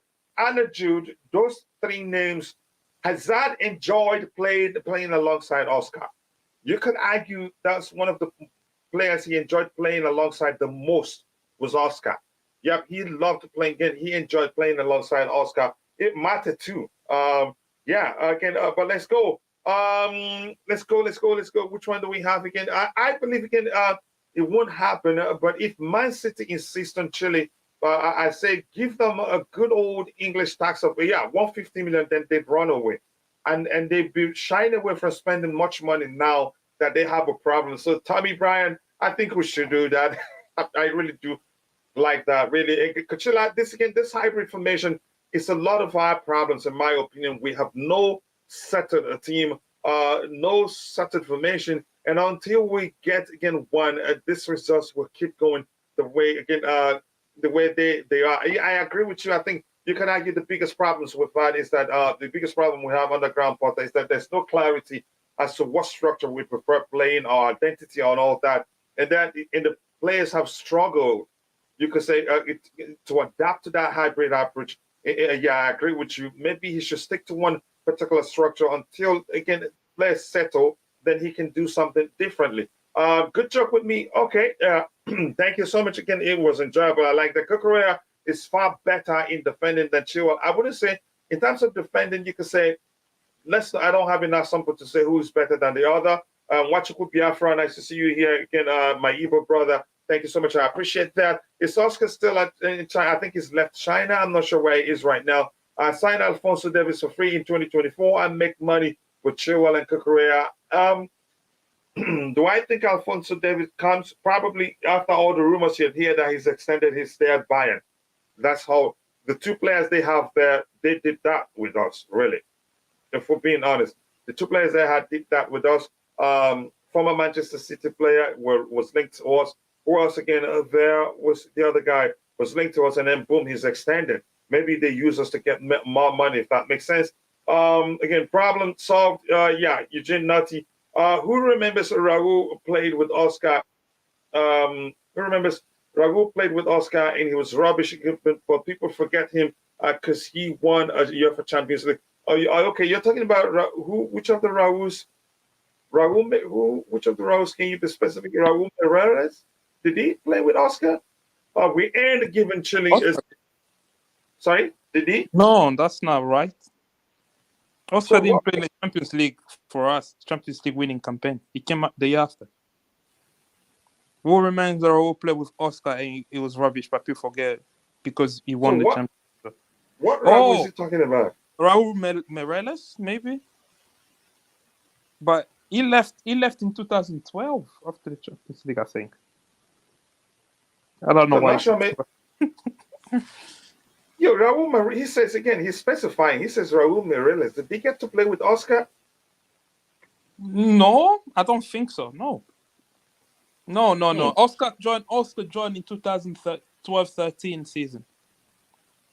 Oscar joined after we won the Champions League, right? Yeah. He joined the summer that we had the London Olympics because he went to the Olympics. Again, I watched him in the Olympics too. Yeah. He played alongside Neymar in that Olympic thing. Yeah, exactly. Yeah. Bring back again Ian Matson from Bali. Loan again. If we sell Chilwell, Matson is doing well. Okay. 8 goals and assists, is that? Yeah, he's very good. He's actually very good. From left back? Yeah. Yeah. What are we waiting for? I know, right? Really? Yeah. Wow. Go ahead. I will sell Ben Chilwell to Man City. I wouldn't even think twice. I'll sell him. And then, if he starts cooking. Yeah. I wouldn't really care. I think I'll sell him. I'll sell him for 50 million, 40 million, 45 million. Yeah, we can sell him. But I don't think we'll sell him, really. Yeah, I don't think we will. Yeah. Mm-hmm. So, Joy the boy, I don't remember. I thought Raúl Meireles, he left after we won the Champions League, but I don't remember that. Just new generation of people can defend new generation of Chelsea. Yeah, maybe. Cucurella is in bad form like many others. Again, he's a better footballer than Chilwell, but Chilwell is more likely to score or assist. I think here's the thing. Let me tell you this. Just remember this. I think Cucurella will get more assists. Yeah. Once he settles in. Yeah. If you pay attention to how many balls he put in the box for Brighton, but it depends on the strikers they have. Then go ahead. You were saying something. I think people forgot Chilwell. They forgot how frustrating he is to watch Ben Chilwell pass. Yeah, be reluctant sometimes. Yeah. He's not. Cucurella has more incisive passes. Maybe it's not. Obviously, now his performance have not been that good. I'm not gonna lie, but there's a play in Cucurella. I'm not gonna give up on him yet. No, I won't. Yeah, I get it. We're overpaid, but again, we're desperate then. Yeah, because Marcos Alonso was leaving, and yeah, we only had Emerson. And he started well, really. His first game for us, he was excellent. I remember that game against Everton. Yeah. So again, the Chelsea fans, maybe specifically, if we're being honest, not with Oscar again, but he played during the same time. Yeah, but he scored an important goal. Was that against Napoli? Benfica. Against Benfica again at Stamford Bridge, right? Stamford Bridge, yeah. Yeah, okay. Now with Oscar again, again, thank you for that. Oscar and Ramirez are just wow. Again, those were the days. Those players were good. I agree again, Bobby and make money. It's again Chilwell. It's just good. It's not Bobby. His name is Rodrigo. Okay, Matson will definitely be given a good look. Again in preseason, he's playing great, but 8 goals and 8 assists. I need to do a short video on him. Really, why we need to bring him back? Yeah, go ahead. Very physical. It's not like the Premier League. He's actually more physical than the Premier League. And technically gifted too. Yeah, he's a very good player. I think we need to get a good look at him in the summer. Let's look at his contract because that's a huge problem. I think contract before going, but let me see. Let me check. So we tied him down?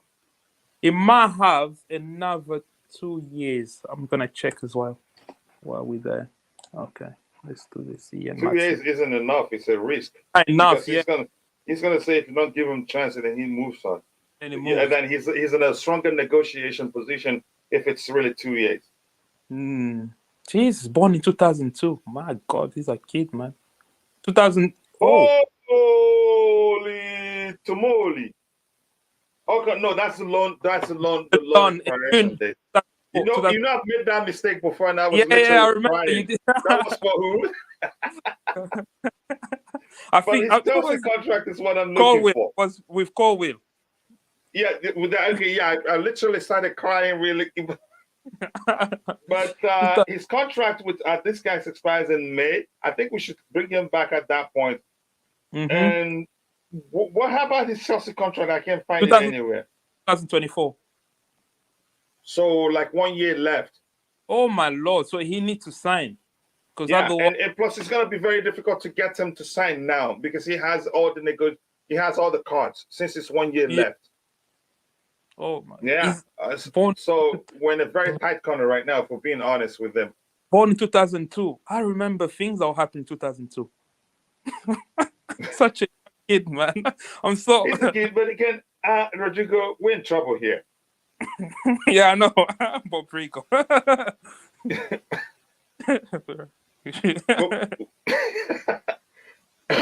We're in trouble in the case of Martin, really. If his We have contract is to. fine, yeah, No. they can convince him. But how are you going to convince him since we still have Ken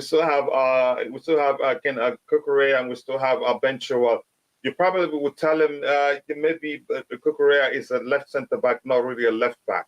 So you have a chance here, but it's not looking good. It's not really. looking good. It's not. I think you've really. got to Burnley might sign him because he's been so key for them. They might actually sign him. But I think we'll push. Yeah, I don't know. I think them because he's an academy boy, so they'll think about profit actually. But in his case, how well it's done, he fits the profile of the age range they're looking for in terms of the new projects. It will be a huge mistake if we sell him. Yeah. You say you will sell to City. Yet can we? Yeah, I'll sell him to Man City. Excuse me, from injury. Okay, that's Rodrigo. That's a panic bus driver. For me, I wouldn't. Let's see what else we have here. If we want to fight, excuse me, apologies, guys. If we want to fight for every trophy and be one of the favorites, we cannot sign just good players. We need to continue signing monster and selling players. Yeah, we'll always sell and buy, if that makes sense. Let's go into the next topic here. Rodrigo, I'm going to start you with that one. You let me know what you think. Rodrigo, again, Victor Osimhen. Do you think we need him? And if you understand, I want to get your thoughts too. No, I don't know. Because I'm not fond of strikers per se. But Osimhen, when I watch him play, he's a good player. Again, there's element in his game that I think they're a bit raw, but it's hard to argue against a player that's on form now. And I want to see. And has done it for really 3 consecutive seasons in a row. Yeah, it's only for 3 years. He's on form. He's playing. And one thing I like about Osimhen is his determination. He doesn't give up, man. This guy he's a proper fighter. He doesn't give up. Go in for the ball. He's one of those players. If you're a defender, you will hate playing against him. He will harass you. He will chase you around. He will do anything to put that ball in the back of the net. He's got a determination about him. Only problem now we have is the team he plays for. That team don't like selling players. They will probably ask for 120, 130 million. With the what's the name of Napoli president again? De Laurentiis. Yeah. He's notorious, man. This guy. He's like he's trying to squeeze water out of a stone. So it's hard. It's hard. If I had the money, because I'm not really a fan of strikers, I wouldn't really spend on him. But I can see the appeal. I can see the appeal from Chelsea fans. What they think is the answer. But again, you forget the system he plays at Napoli. The system at Napoli is scattered for him. They've created lots of chances. We need to fix. First of all, we need to fix our midfield. We need to start. Some teams that you can tell how they consistently score goals, either from the wings or through the middle. We don't know that yet, so we need to fix that first, and then we can think of a striker that will fit our system. You know what I mean? Because we don't even know how Chelsea attack. And then on top of that, you're gonna bring in a striker for big money, and then what? Yeah. Again, you this is we need to fix our midfield more importantly, because if we bring him in, Yeah, he's a yeah. striker that thrives in Running behind. exactly, and when you service him very well. And right now, we haven't solved that issue. We've played so much with a fluid approach that if we bring him in, he'd struggle. Because I'll struggle. the players we have to start adopting to that approach of creating chances for the striker, and that it hasn't been interested in for a while. So we will need a period of time that we need to adapt and for him to do well. I hope it's all rumors, because I feel bad for him to come here and fail. Exactly. Because it wouldn't make any sort of sense to go waste time and trying to sign him when really it wouldn't work, if we're being honest. John Webb says again, let me see. Let me see what again. Tommy Bryan says. In Todd Bowley, I trust Martin will get a contract. He will be elite. We shouldn't again make that mistake of letting him leave. With Martin, we have an option to extend for an additional year. Okay, so which means we could clearly say it's 2 years now. Okay, yeah, all right. But it's still a risk. It's still a risk, yeah. We need to sign him. I think, we need to give him that contract. Yeah, it's still a huge risk. Again, we don't need him at all. He's just a one-hit wonder. I don't think he's a one-hit wonder. I have other reasons why I don't think we need him.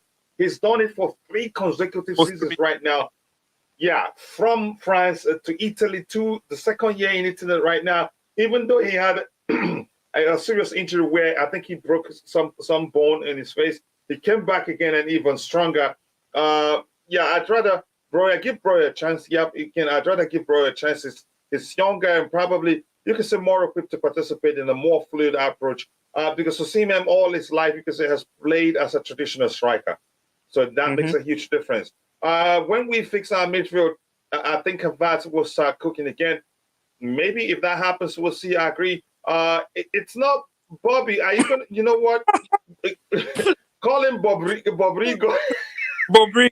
I might change my name to Bobby. Let me just put edit name and headline. Maybe Bobrigo. Maybe if that works. It's it's Rodrigo. They just know again to say we need a striker. We're just desperate for a striker, but we're not desperate for a striker. We need to get those we happen to start scoring. With the players we have, goals can come from Nkunku, it can come from Havertz, it can come from Datro Fofana, it can come from Felix. We have goal scorers in those front area. All we need is just for the whole thing to click, fall into place, and they're good. So I don't think I'm not one of those calling for us to go for a striker. Yeah. Remember, we had this same conversation about we all we need is just a striker. All we need is a striker. We went and spent 100 million on Lukaku. Look at that end. It's not not a striker that we need. We need the structure we have. Yeah. Click. Yeah. But I think right now is an unpopular opinion. The opinion that we have here to say we don't need a striker. We just need the structure to click. I think a lot of Chelsea fans still have the mindset of we need the number 9. We need the number 9. I don't know. I don't know what obsession is. Yeah. If we get your stereotypical number 9, a lot changes.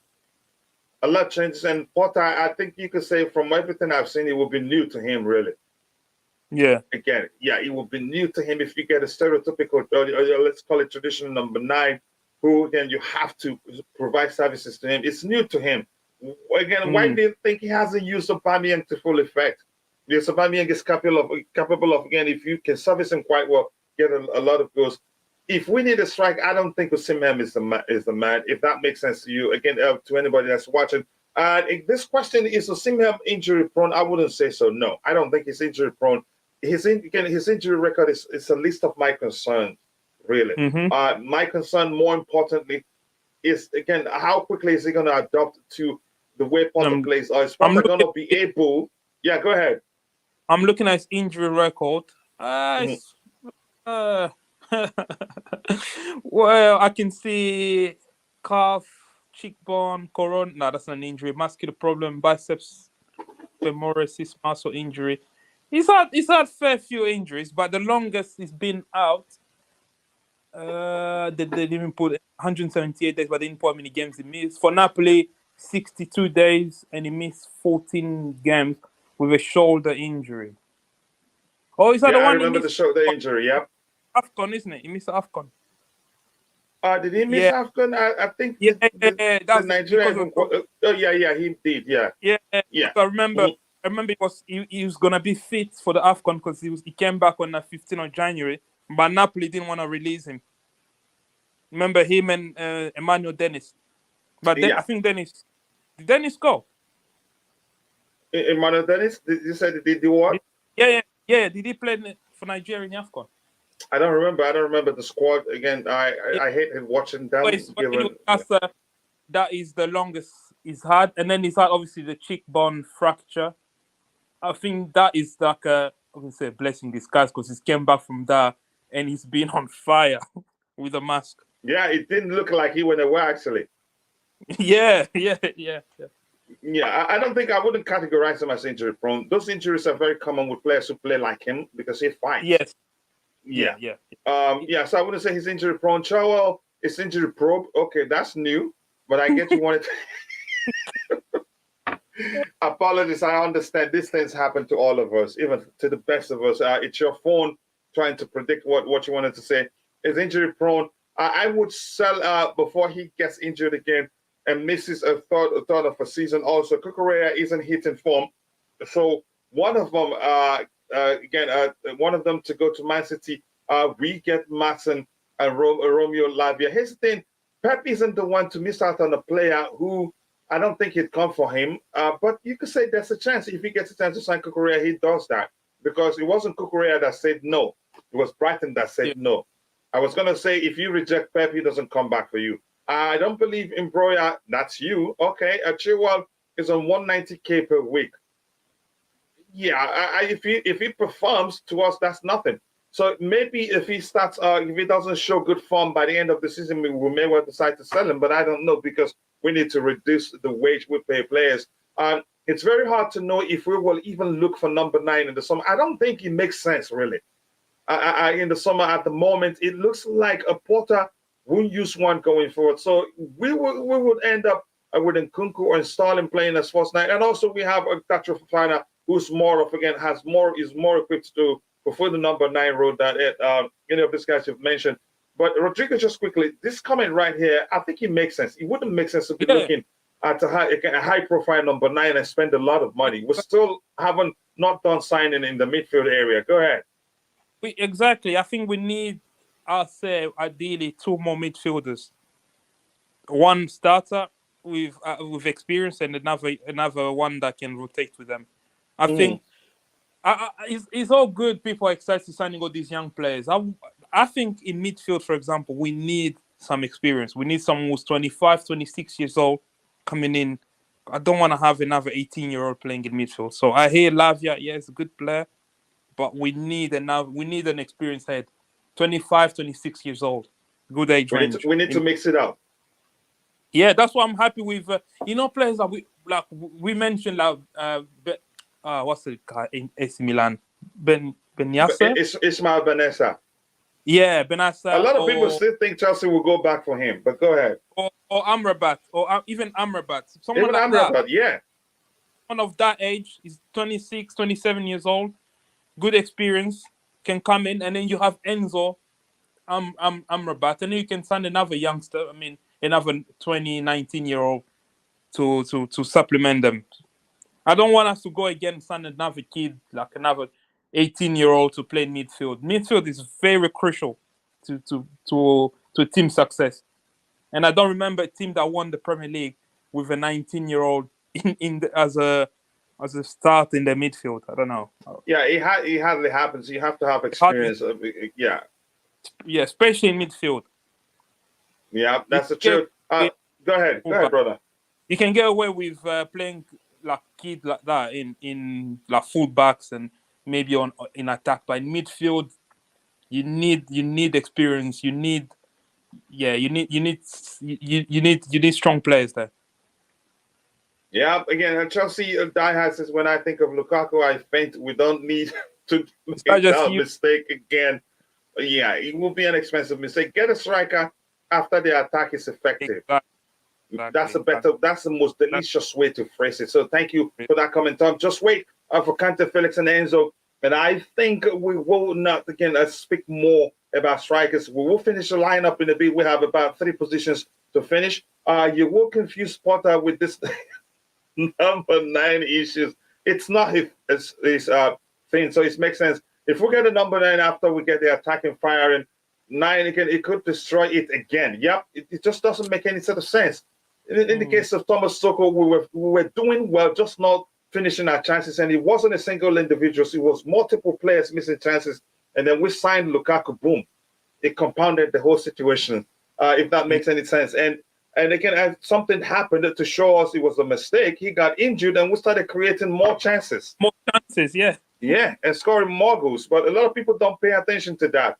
The problem with Chelsea is we always think the other players are better than what we have. Oh, the grass is always greener on the other side. Again, it's a thing. Not eating your wife's.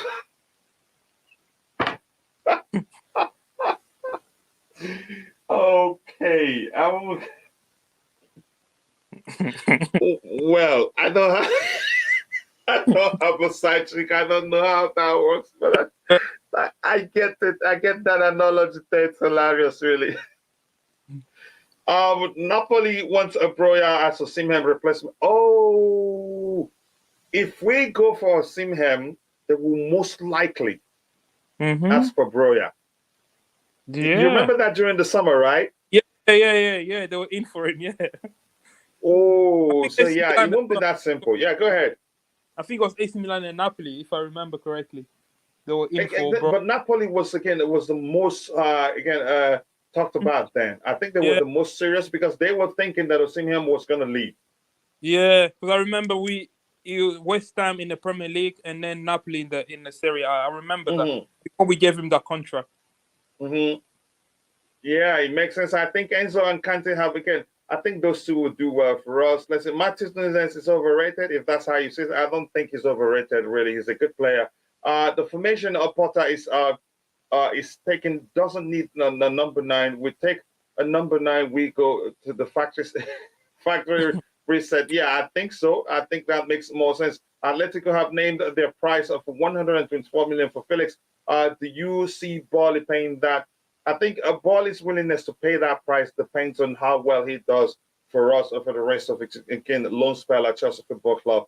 I can't just jump to that conclusion right now. If he does well and it becomes, again, if we start again turning things around and it turns out, oh, he's actually the reason why we're doing well right now. They paid something serious. They wouldn't mind paying something close to 100 for him in the summer. I don't think we'd pay 120. Broya immediately cash in. Yeah, go ahead. We have a good relationship with them and with the agent as well, George Mendes. Yeah. Yeah. Again, Chelsea diehard. You see, yellow card for you from Tom Bryan for using that analogy. Swap cover for Zakaria. I wouldn't do that. As Juve wants cover, get Casado and Onana, keep Santos and integrate him into the first team. I think that's what the club wants to do, but he has to get a work permit first. Osimhen as a forward, get many players out, including a Potter. Yeah, thank you. Keep going. Is the list done? Here's the thing, Rodrigo, can you explain why, again, to you, why wouldn't you let Kovacic go for Zakaria? I wouldn't do that. I wouldn't do that because I think Kovacic is the one that can compete with Enzo. The only one in the squad right now that has maybe certain attribute that Enzo has. So you can't, because you're not expecting Enzo to play every game next season. You need someone to compete with him, someone to raise his game. And Kovacic is the man. The man, yeah. Chelsea fans right now, it seems like either they're so obsessed with selling everyone, sell, or buy. You need to strike that balance. We can't be selling everyone, and we can't be buying everyone. So our name is not Celsius. Yeah, we need experience in the squad. we lost Jorginho. I personally thought that was a mistake. I would have kept Jorginho for until the summer, but you can understand why the club did that. Get £12 million. Yeah, fair enough.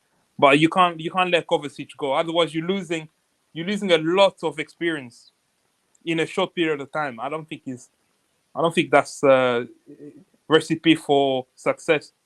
No, it's not. And it would deplete us, actually. Kovacic is a fine player. I Yeah, know he doesn't get too many goals. There's a chance that changes under Graham Potter. But he hasn't been fit enough for us to see him play consistently under Graham Potter. He's the only player that plays no matter how deep the teams defend, no matter how aggressively oppositions press us. I get it. Again, I think we should keep him, really. coach. And he, Did you yeah. say Graham Potter 3 times in front of a mirror? Because I see his Rogers here. You said Graham Did Potter you? 3 times in front of a mirror. Rogers Possibly. Yeah, possibly. Potter, and boom, Roger is here.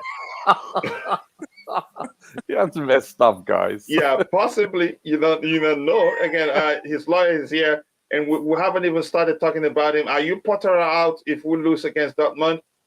Nope, it's not up to me. It doesn't matter what you think, really. It's a losing fight. Sorry? I'm tired. It's a losing fight. Obviously, Yeah. people have my opinion. I don't really rate Graham Potter, but I feel like it's a losing fight. Keep going about Potter out. It doesn't change anything, really. But if you're gonna critique him, just critique him. Potter Exactly. out doesn't change anything. Yeah. Fixing Chelsea is like playing Sudoku. The fan base is mad. We don't want this. We want that. Sell that. Get that. Yeah, that's the truth. Kovacic isn't good enough. You think? We should stop again. This call again. Ball carrying nonsense again. A midfielder should pass. A pass move with dynamism and vision. Here's the thing. No matter, I know you'd argue otherwise. Some of these players, the way they apply themselves on the pitch comes down to the manager's demands. I don't know how else to explain that, if that makes any sort of sense to you. So, Roger, quickly, I don't know if you have anything to say with the Osimhen topic, or should we move on? Or maybe let me get your thoughts quickly on the Aubameyang topic. The fact that the club will not get any loan fee, plus, he's Oh, really? we're going to cover his salary. Wow. That means, this means, from what I can gather, that they want him out of the squad ASAP. Maybe he's really not happy and they don't want a bad apple. They don't want someone sulking. So this is what it tells me. Or even if it hasn't gotten to that, they don't want a situation where it becomes toxic. Exactly. They want to nip this in the butt, so to speak. Yeah, that's shocking, actually. So no loan fee, and we pay his salary. Wow. Yeah, there's nothing. Again, here's the thing. It will be a loan deal. The only thing left is getting the okay from the player. There's no saying anything about loan fee here. The Blues would cover the players' entire salary. So it doesn't make. This just shows there's no loan fee. There's nothing again about loan fee there. So, but again, maybe again. I don't think, like Rodrigo said, again, there's no telling whether it's about his behavior. Probably, I think what makes sense, probably they will sense that he's not going to be happy for the fact that he was left out of the Champions League squad, and keeping him becomes a huge risk. And it doesn't make any sort of sense to risk that. Especially for a very young squad. Yeah, he can become a bad. How did you use that time? You used bad apple? Yes, bad apple. Okay, I think it makes sense. That's a good term for it. Again, in this one, you have anything to add to this one before we move to the next topic, which is Man City. Again, they have him on their list, and Rodrigo said just sell him. He would sell him if it was him. Up to him. How about you? Possibly, but is he surplus to? Well, we have Hall.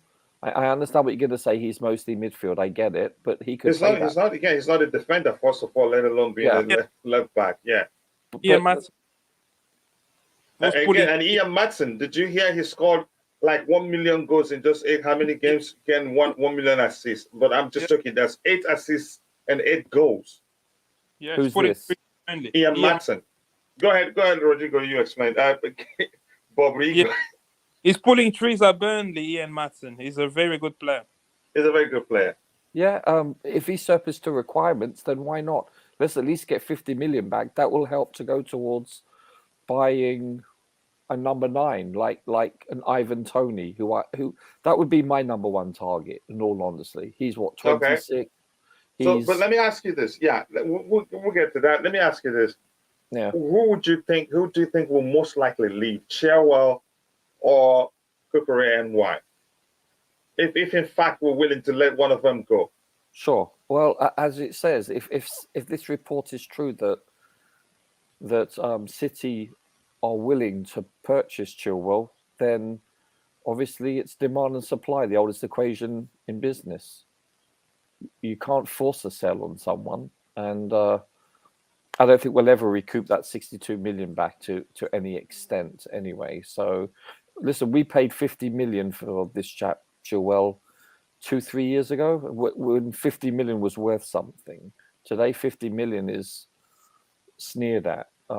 I still think Chilwell is pretty good. Don't get me wrong. I still like he's good, him. but again, he hasn't had enough time to show he can consistently perform at the level he performed before he had that long-term injury.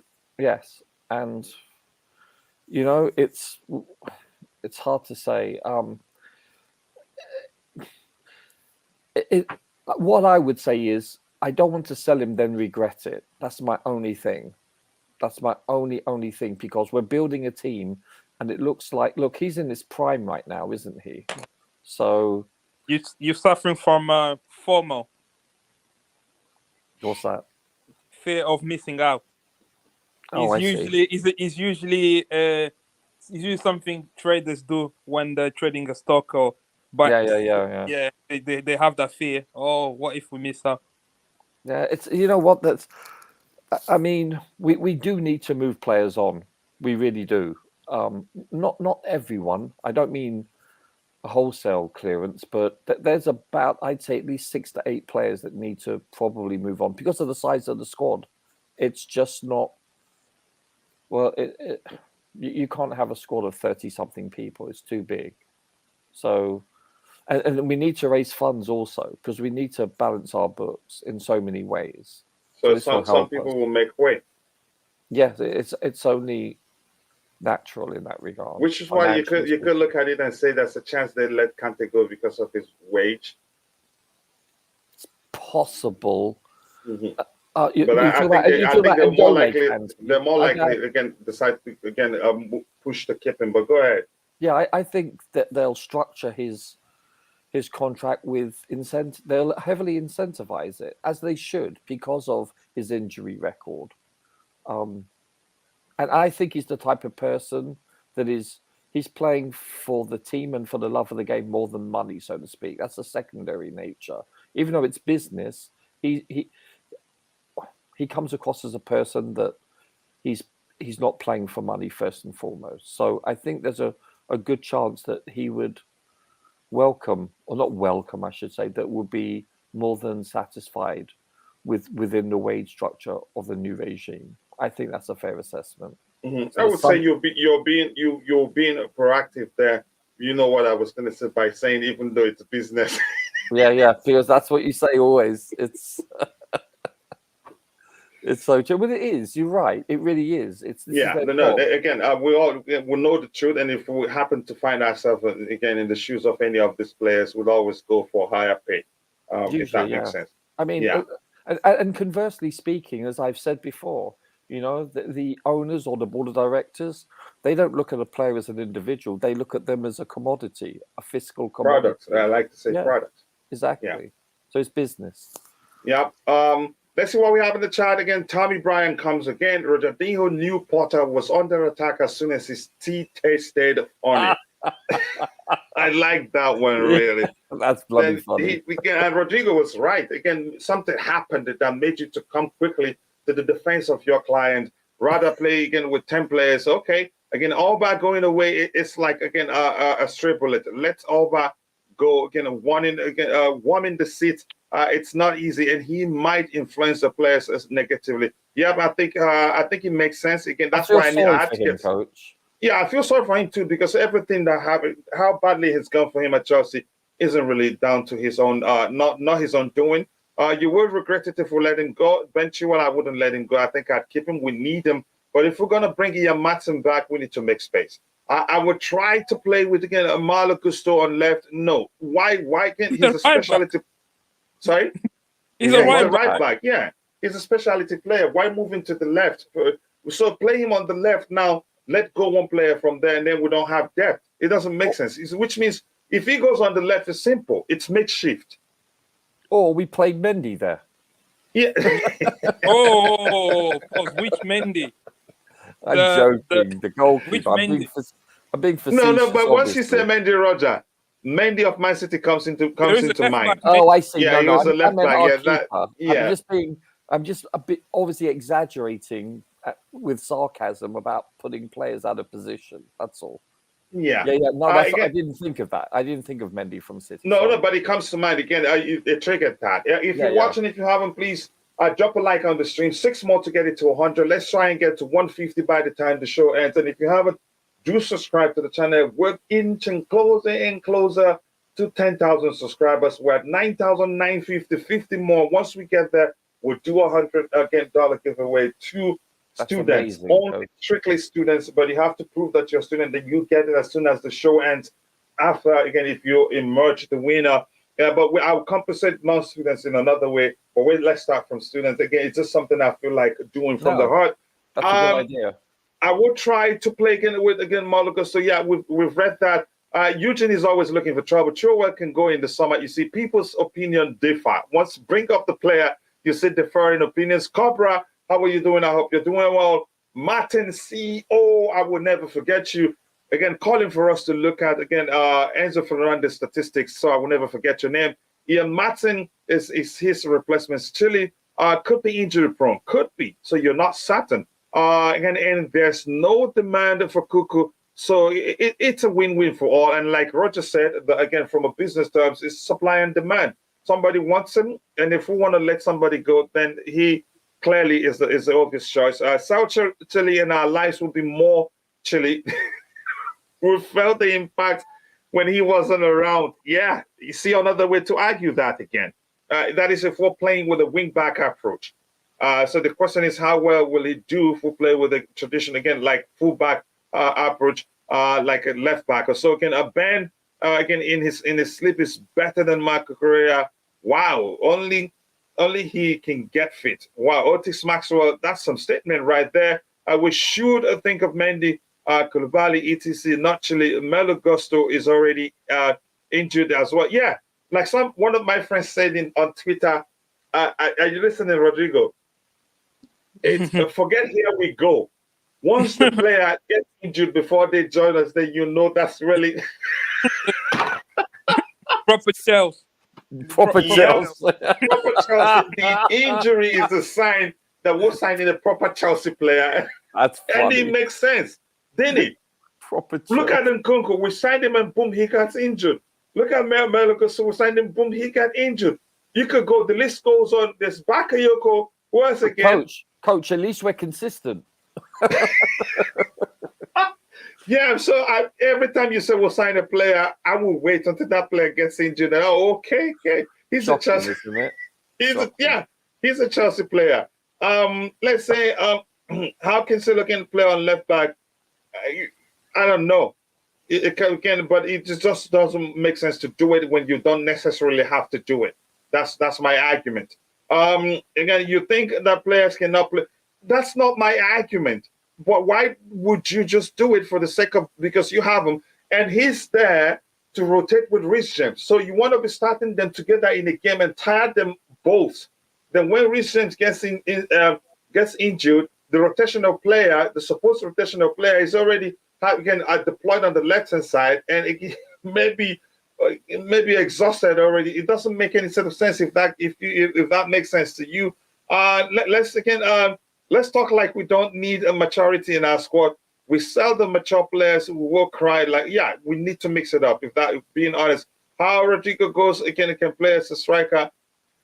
I've explained myself. I'm not going to try it again. Chile is an amazing player when he's fully fit. Blue Stars FC, it's been a while, brother.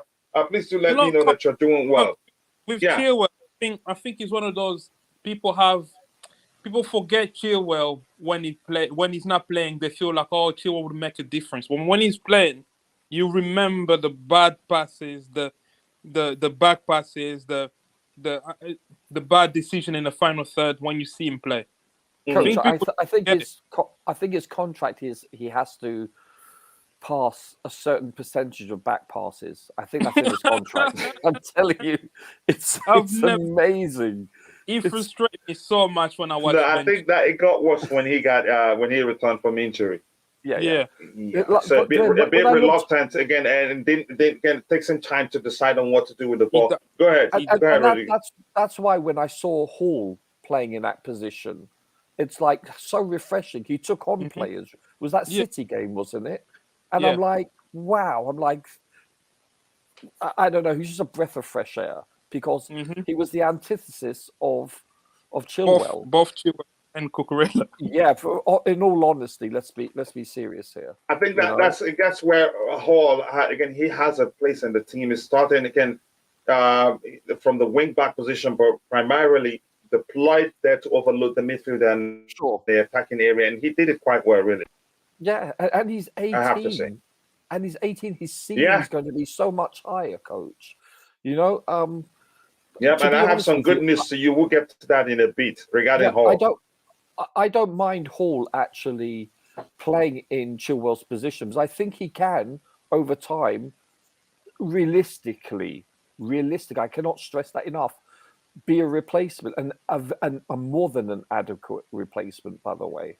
That's just my opinion. From what I've seen, for who? And it's very little. For Chilwell, I think Hall could take his place over time. I wouldn't say for Chilwell because he cannot play in the left back position. Why? He can't play. No, he cannot. He's a midfielder. And remember, let me explain myself again. He's a midfielder. He's 18. And I'm coming. And Graham Potter recognizes that fully well, and that's why he deploys him in the wing back position, where his primary responsibility is to overload the midfield, participate in the attack mainly. Go look at his hit map. The last time he played in that position, I don't think he's there to defend really. No, I get it, but he can though. In fact, most of the times that he, shall we say, regained possession, it was quite deep. As a midfielder on the left side. Yeah, because we defend as a unit, really. But mainly, and he operated mainly in the attacking area. Rodrigo, what do you think? Do you think he can play? He can really play as a left back? Let's assume we're playing a game where we need the left back to defend mainly. Do you think Hall? Defensively, he's the best aspect. That's the only issue I have with. He doesn't position himself as a defender. That takes time. Look at Chilwell. Even Chilwell does. Even Chilwell doesn't defend properly. Look at Chilwell. He's a veteran, and he's played defensively for how long? And yet, I watch him. He's out of position constantly. So this is a young man that can be, shall we say, over time. I cannot stress this. I think he can accommodate and be taught and acclimate in that position. That's based on what very little I've seen. I could be if you go with that logic, Roger. Yeah. Which means you could say, but I'm glad that's not what Potter is doing. If you go the logic that he can adapt to become a left back, then he has a problem. That's a chance he's not going to be really good at it. The guy is a midfielder. We can see how he. It's an assumption. That's why I said there's a chance. Here's the thing. And there's a chance. The way he applies himself, even playing him as a left back would be wasting his talent. Okay. Yeah. Well, go ahead, Rodrigo, if you were still saying something. Yeah, go ahead if you were saying something, Rodrigo. No, Rodrigo, you drop. I just beg to differ, that's all. But that's on a very small sampling size, so I concede that, which is not really realistic, but from very little what I've seen. So I'm sorry, Rodrigo, carry on, sir. Yeah. But I get your point, Coach. Yeah. No, we can fight it tomorrow. You don't have to go. I prefer him in go ahead, Rodrigo. Sorry. Roger out. Yeah. I prefer Lewis Hall in midfield, to be honest. I can see him doing a job at left back, but does he have space in midfield though? Yeah, that's the problem, isn't it? Yeah, But he did really. But yeah, go ahead, Rodrigo. I understand what Roger's saying. He's only 18. You can literally coach him to be because those are small things like positioning, how to position as a defender to do that. I think he can learn that. He can pick that up. And one thing that you can't really teach is that instinct. Like when he goes forward, taking on players, he's really good at that. So you can't really teach someone to do that, and he has it. So if you can just fine tune his defensive attribute, he could. Listen, he could be a really, really good left back. Yeah, but I don't know. But I still feel like. But you never know. Yeah, exactly. Yeah. It's a gap. Listen, this is why I'm not a coach. Simple as that. Yeah, I'm glad you're not one. You would have put him between the sticks. Ref, can't we have two goalkeepers? Come on, ref. So anyway.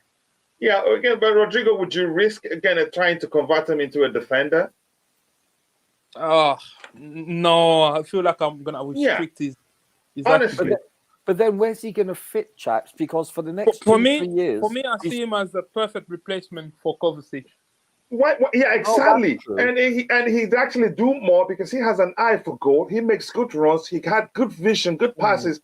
Why didn't Pep started playing Phil Foden at right back? Because he could actually convert him to a right back. It's about, again, here's the thing, and I think, honestly... That's whataboutism that you catch me out on. Objection, Your Honour. Whataboutism. Yeah, okay, I just leave your thing right there and you cut me. Sorry, Rodrigo, you were saying something. Let me catch up with what we have to each other and we'll move on. No, sorry. Are you good? Okay, yeah. Again, how are you, Blue Star FC? We need Enzo. Enzo, Arsenal have ruined the price. If in fact they did try to sign him for 70 million and then Brighton refused, I don't think we'll be spending that much money on him. And right now, if we eventually get a work permit for Santos, I don't think we'll be signing what's his name, Casado. Yeah, it wouldn't make business sense in any way. Even we'll be loaded in that area. Sell Cucurella instead. Okay. Todd has the right team around him, and now things are looking good. The future is bright. I'm not going to go into my analogy of how bright it is right now. Put your machine Malo Gusto on left and let him cook. Okay, let's see if the manager does that. Hello, everyone. Again, Isco Philosophy. I hope you're doing well. Hello to you too. Thanks so much for finding the time to join the show. Chile is attacking left back. Mark being shocking lately.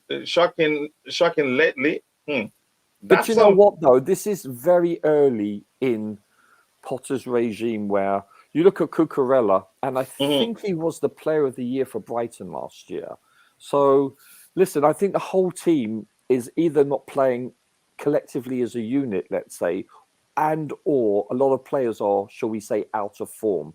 I think we need to give Cucurella and Ben Chilwell, and actually a lot of the players, a bit more time and respect. And let's see how we do in the next 20 games or so, like 17 to 20. Yeah, this one is for you. He thinks Mark Cucurella's hair is fooling you. Not me. Really, again, Sel Cuckoo, let's see a lot of stuff there. Again, Hall is a midfield again. You guys are again acting like players that can play only. Nobody said that, and you don't have to use all caps. I know you're a mod, but you don't have to use all caps. That wasn't to be honest with you, that wasn't the reason why I looked at it. You don't have to use again. You don't deserve an apology. Players can play in all positions, but if you move Gusto to the left, it's a makeshift. No matter how you see it, because he's a specialized player. He plays on the right side, and I haven't actually seen him on the left. If you move him on the left, will he be able to play? Yes, he will be able to play. But do you think he'd be as effective as he would be on the right hand side? I don't think so. How many right-footed left backs are there? Very few. Yeah, again, not a lot of them. And how many left-footed right backs are there? Exactly. So it's makeshift, if that makes sense. You wanted to say something, Rodrigo? No, I'm just laughing. He's like trying to complicate things where you don't need to. Yeah, it's not necessary for us to do that. Why? Again, go with the makeshift defense when we have specialized players. We already have enough left backs. Yeah, we have 3. Yeah, I always I honestly prefer Chilwell to Saint. I want to go to heaven. I'm not going to read that one like you said it. From what I've seen so far, for me, I still prefer Cucurella, but I think we should keep them both. They can rotate. They can play depending on who we're playing or depending on the structure. 3-4-3 formation poisoned Chelsea. They became dynamic, very reactive, but the talent was available. Wow. Okay. Let me see what else we have here. At least Chilwell has a goal in him to go along with turning back the ball. Mark just turn it over. That's long hair flying behind him. Okay, maybe that's what's confusing Roger and Bobrigo. How are you, Coach? I hope things are good, brother. I'm well. How about you? I hope you're well too. Let's see what we have here again. Hall is still he can play either if his coach with good players around him. Yeah, we believe that, but why do that?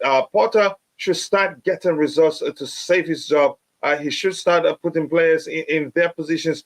We have quality players and we have quality and very talented players, but no results. And also injured. And also injured. Yeah, players. We have village of injured players. Cucurella, Hall, and Matson need a better coaching to replace the top Chile.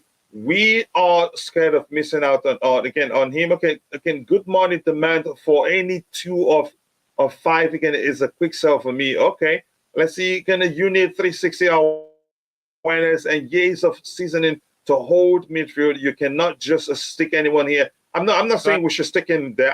I'm saying how he's deployed them again. How Potter has deployed them in the left again. If you're gonna be using all caps like that, I'm gonna avoid using your message next time. I deserve an apology. Rodrigo goes again. Is left wing and plays on the right. No, you don't deserve an apology for that. That's how the manager wants that. It doesn't matter. Again, how many of them do you have out there? Let's see. Yep. Again, I'm not saying start him in the midfield. I'm saying again he's done well starting in the flank or on the flanks, and again support the midfield. I think that worked well again on occasions where he's done that.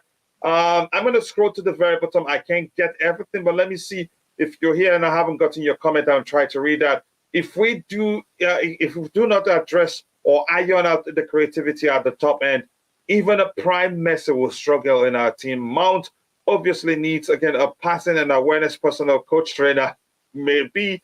But let's move on from that one. I will judge Potter next season once you can't just jump to conclusions. No, the rebuild, go ahead. In a football team, the rebuild never ends. You can never rest and say, "Oh, the rebuild is finished." No, there's always one or two positions that you're always going to need to improve. We're talking about the vast majority of players that have been. That's when it's rebuild. Yeah, I think we can safely say, with possibly the exception of a quote-unquote number 9 to come in case Broja doesn't recover, or because Nkunku is not a. I don't know. I think we need the midfielder more. I think we need another midfielder more than a number 9. Okay, so the midfielder. I mean, I get it because in 2 years, Kante is probably going to retire. Even if Kante stays, we still need. I think. Look at the game against Fulham. That was evident that you can't have those two guys playing with Enzo in a midfield 3. No way. Well, you got Kante and Enzo, let's say, and then you can have Kova. I think in the midfield 3, if Kova is fit and Kante is fit, probably be the 3 of them. Kova, Kante, and Enzo. But you do need rotation, though. You can't play each. Yeah, we can rotate, but you could say the fourth choice. Maybe that's a better way to phrase it. Let me catch up and bring in Bobby. We don't have too much time left. I'm confused now with the names. Somebody called Rodrigo Bobrigo. Now I'm in trouble. Now that won't get out of my lips. Are we keeping Kante? There's no clarity as to what happened, but Cop Rush says yes. Please stop using all caps. You're setting a bad example there. And no, you're not getting any apology from anybody. Try play with Gusto. Try again. It's never going to happen. If Cucurella didn't capitalize why Chile was out, he will never shine. He should again upgrade his game. Okay, let's see if that happens. Potter needs to finish the solution. Yeah, again, we need to start seeing a result. Otherwise, it's not going to be good for him. The format we played against Fulham should be disbanded, and Mudryk got lost. For multitude of reasons, but we're not going to get into that. But Rigo, I believe you mean to say again, the squad maintenance is continuous. Yes, that's a better way to phrase it, not to cause a fight between you and Roger. Guys, again, don't dismiss his ideas. We get it, but it was out of necessity, really. We played left back because we was out of necessity. We had to. Again, we don't have to when it's not necessary. You don't have to do that. That's the argument. We get it. Teams do that.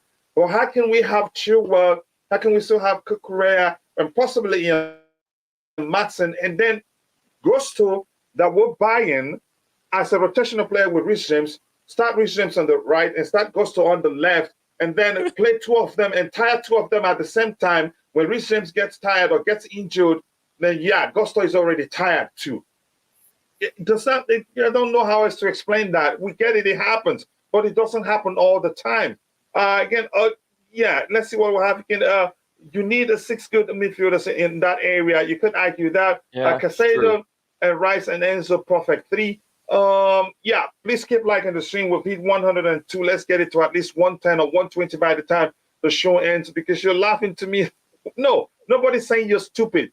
It's a debate. You have your point and we have our point. So stop saying because nobody's laughing at you. And we do laugh here a lot, if that makes sense to you. So get used to the laughter. If we say Kukurea or Chilwell, again, we will keep Kante. Again, it will be foolish of us to let him go. But let's see. Again, it's not that simple. Bobby, let me get your thought on this Aubameyang talk so that we can move on quickly. We don't have too much time left. Greatness is greatness. But more importantly, thank you for joining. Yeah, big up, guys. Roger. Aubameyang, didn't you see the message I left in the chat? That he needs any help, I'll come help him pack his bag. Yeah. What's there to say? The deal's off, it's on. I don't know. He doesn't want to go to LA, which means he still feels he could. Did you say the deal is off? I don't know. What is it? That Chelsea it's close. Talks. Oh, okay, yeah, good. Yeah, it's good getting for close. Him, good for Chelsea. Yeah, it's a win-win. Yeah, good for him and good for Chelsea. I think Datro Fofana should be the focus now. I really do. We need to get that kid on the pitch. You know, we paid money for him. We brought him into the club for a reason, and the reason was to play as a top striker. Brozier, who was meant to be our young top striker, is injured, and I'm not confident that Brozier will come back to the trajectory that he was on before. I don't think we can take that gamble. It's a serious injury, Bobby. Did you see it? Did you see it? Yeah, I saw it in the game. The way he was screaming, it was horrible. So these are young men anyway, fit young men. They do tend to recover well. But I mean, if we look at Callum Hudson-Odoi, and if we look at Ruben, although they were different injuries, Ruben's, was perhaps one could say even more serious from a footballing point of view. Achilles is brutal. Yeah, they have never been the same. No. So we have to move on, and as Rodrigo was actually saying that. You're always rebuilding. I think there are different levels of rebuild, but there will always be a rebuild. So good luck to Aubameyang. I hope it happens, and I hope we focus on the young lad that we've got there. Shame he's not in the Champions League squad, but that's how it is. We were rebuilding. We were caught halfway through a planning process before we went to the Champions League. And it'll be very interesting. We've had a bit of training time now, 2 weeks and now a full week. It'll be interesting to see how much impact that has had on the team. Where's Rodrigo gone? I think he's probably at work. That's why he comes in and never stays again. He typed in the chat he has a work call. Yeah, and it's again, just quickly, I think we have an update here. I need to open it so we can look at it at the same time. And we have a few minutes. We'll try and complete the lineup. Again, let's see what we have. Again, the coach needs to use players in their natural positions, so let players figure it out. Ziyech picked up his game. Aubameyang needs the same, and some Aubameyang has played in his natural position. I don't know where or how you're counting him into that curious shop. And some other players with a rotation plan in place, I think that works. Again, I just said Kukurea and Chilwell again a week. Yeah, so why are you getting bent out of shape? Who said you're toxic? So, okay, if you want to leave, okay, bye-bye to you two. But nobody's saying, if you can, you started a debate, and the debate went on. Everybody likes it. We'll learn from it. So I don't know where you're going to with that right now. Just give me a second. Some updates there. We're going to try to catch up with all the topics we have left, and then we will try to complete the lineup with how many minutes? I think we can. Actually, we can get there. Just by the way, let me see what we're at with this one. We're here. We've looked at this one. Yep, let's go there. Just 1 second here.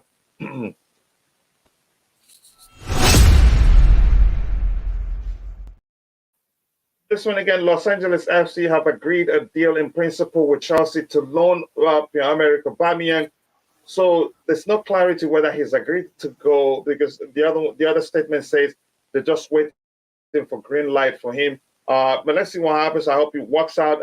Thank you so much for that update. And this says also from Liam Lane says Chelsea will complete a Jimmy J. Morgan's deal today. Contract will be signed in the next hours. 2006 born talented striker joins for academy from Southampton. Again, a $3 million plus add-on fee. Contract will be valid until June 2026. Medical test done last week. I don't know the chap very well. I'll see if I can see at least clips of him. And this one is about, again, Napoli president. He's always been the most difficult club owners to deal with worldwide. Nobody like him. They have a bad reputation, coach. Yeah. We already have a lot of smoke guns at Chelsea. Being, again, a Chelsea coach is 1,000 ways to die. You could argue that. Napoli president Aurelio De Laurentiis on Victor Osimhen feature. I can tell you that Osimhen is not for sale. Says no. He says the same thing about Koulibaly. He said the same thing about Jorginho. Who else again? Our players are in demand, but I don't have to sell anyone. We don't have any debt. De Laurentiis added, but if you pay up, he'd let him go. But I don't want us to pay that much money to get this player because that's really expensive. We don't need any more strikers, really. I think we can do with what we have. Maybe get Evan Tony for, again, yes, lower fee. Can you just say even close half the price that Osimhen will go for? Because they put in 100 million euros. How old is he, coach? How old is Osimhen? 23, 24. Okay, and I think Tony is 26, correct? Yeah, but we need to mix it up. Experience. We have too many young players before Aubameyang is going. I'm actually in favour. If I had listen, if it was up to me, I will as a number 9-ish, because he's a prototypical number 9, but not really. Because he can wander too. He's strong. He's powerful. He's fast. He holds the line really well, coach. He's clinical as hell with both feet and aerially. I personally, and he's tested, proven commodity in the Championship and the Premier League. So he can score. This is just obviously my opinion, but I think he would excel in Chelsea. But you know where the question mark is right now. What do you mean? Oh, supply? No, the gambling accusations.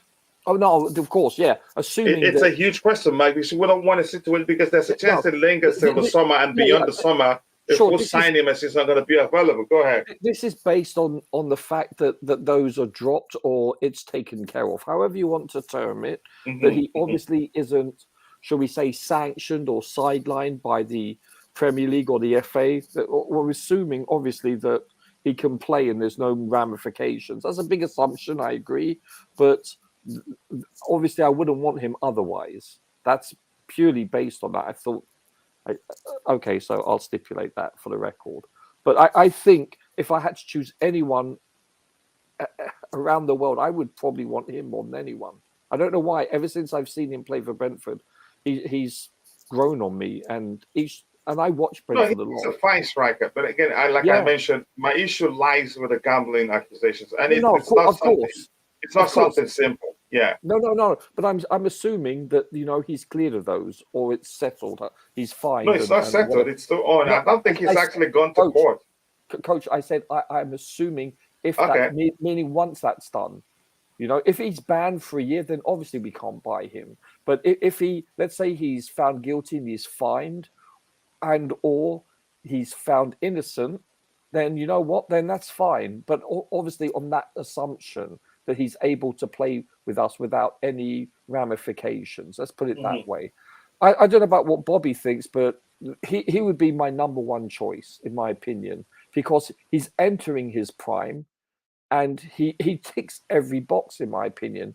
He's very similar to Kane in so many ways. He can come deep, he can hold up. The way he can cross the ball, he does everything. I absolutely love watching him play. That's just my opinion. Yeah. Bobby, your thoughts on Ivan Toney as a possibility again over Osimhen, because we won't be spending much money for him. And plus, you can say, How much would he go for? It's not guaranteed that he's played in the Premier League. I'm not sure, but not anything close to Osimhen. You think so? Okay. Yeah, I think so, really. But I'll check. Transfer Market gives you, again, something close by. But go ahead, Bobby. Yeah, I think it will always be helpful if you break down what your concerns are with the gambling issue around Ivan Toney. It gives it a more comprehensive and discussion for people to listen to, because I'm very sure there are many people, especially in the chat, that don't know what you're talking about. I'm not talking about you in particular, Roger. I'm putting that for Coach. Yes, you are. Coach as the main man of the panel. You need to explain it to your audience, Coach. But, in terms of both of them, the thing with me is, Osimhen, I hear a lot about him. I don't know a lot about him. Yeah, ditto. And I've been trying to get to know about him. And I can't, and I'm always now, since Lukaku, a little bit skeptical about Italian players, not least to mention the attackers. I don't think Serie A is what it was in the 80s, where it ruled the roost in European football. It's almost the sort of poor relative in terms of the elite leagues in Europe. Beware.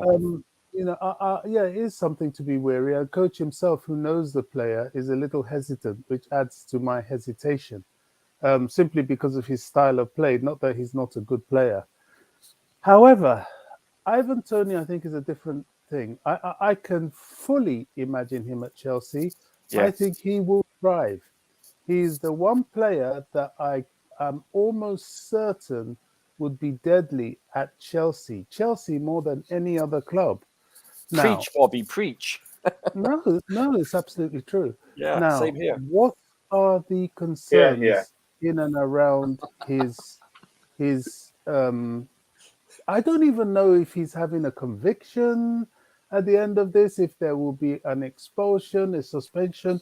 What is this all about? And if you can just break that down, or if you can't break that down, maybe on another date, I think it'll be helpful, because I mean, the club, with Christopher Vivar, Paul Winstanley, although they're more internationally reaching, but Lawrence Stewart, Joe Shields, how can all these guys not be looking at this guy?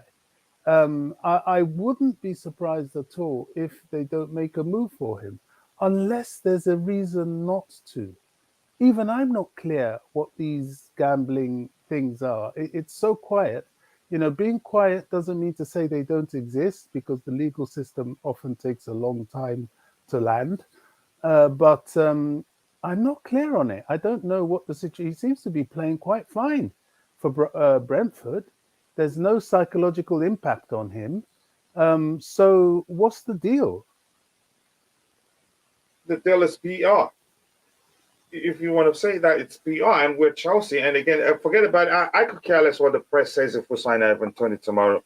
That's the thing. But you don't want to go for a player that already has a gambling issue, and at the height of everything still going on, there's no conclusion to the whole thing saying, okay, he's innocent. I don't think the club will risk it. I'm being honest here. No, I hear you. I fully understand. Just you can argue thinking. that was why we didn't go for Bissouma, because he has again a question mark over here. Even though we needed a DM at that point, we still didn't go for him. You can argue that was why we've never been serious with what's his name, Dembele. I think the club likes to keep it clean, really. I think we didn't go for Bissouma, quite frankly, because by the time we were able to go for him, Tottenham had already done the deal for 25 million and he was there. We were still under a sanction. We couldn't negotiate. So Bissouma's is different. Dembele,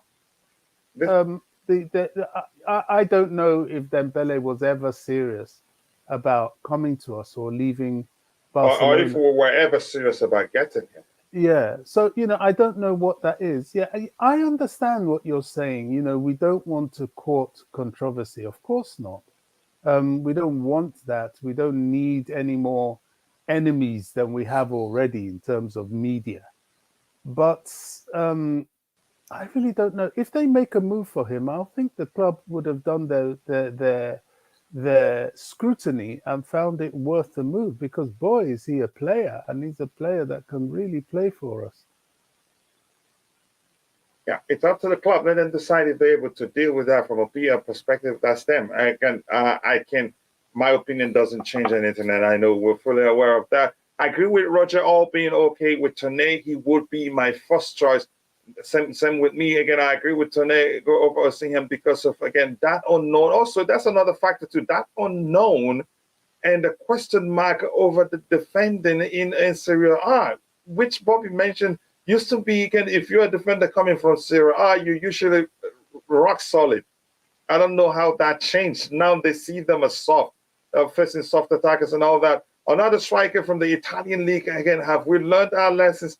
That's another argument too. Coach, again, I think Bobby has been having Irish coffee lately. His tackles are fantastic. He means that in a good way, which means again his answer to the questions brilliantly. But thank you so much again, Tommy Bryan. Nice to see you. I think I have to make you more as soon as possible. You've earned it. Osimhen will be another, again, a Demba Ba. No, I think he's well equipped than Demba Ba, better equipped than Demba Ba. But I still don't want him at Chelsea. As much as I think he's a good player, I will go for Toney, but the gambling is the issue. I think Demba Ba was a very good player. He was. I'm not saying he's bad.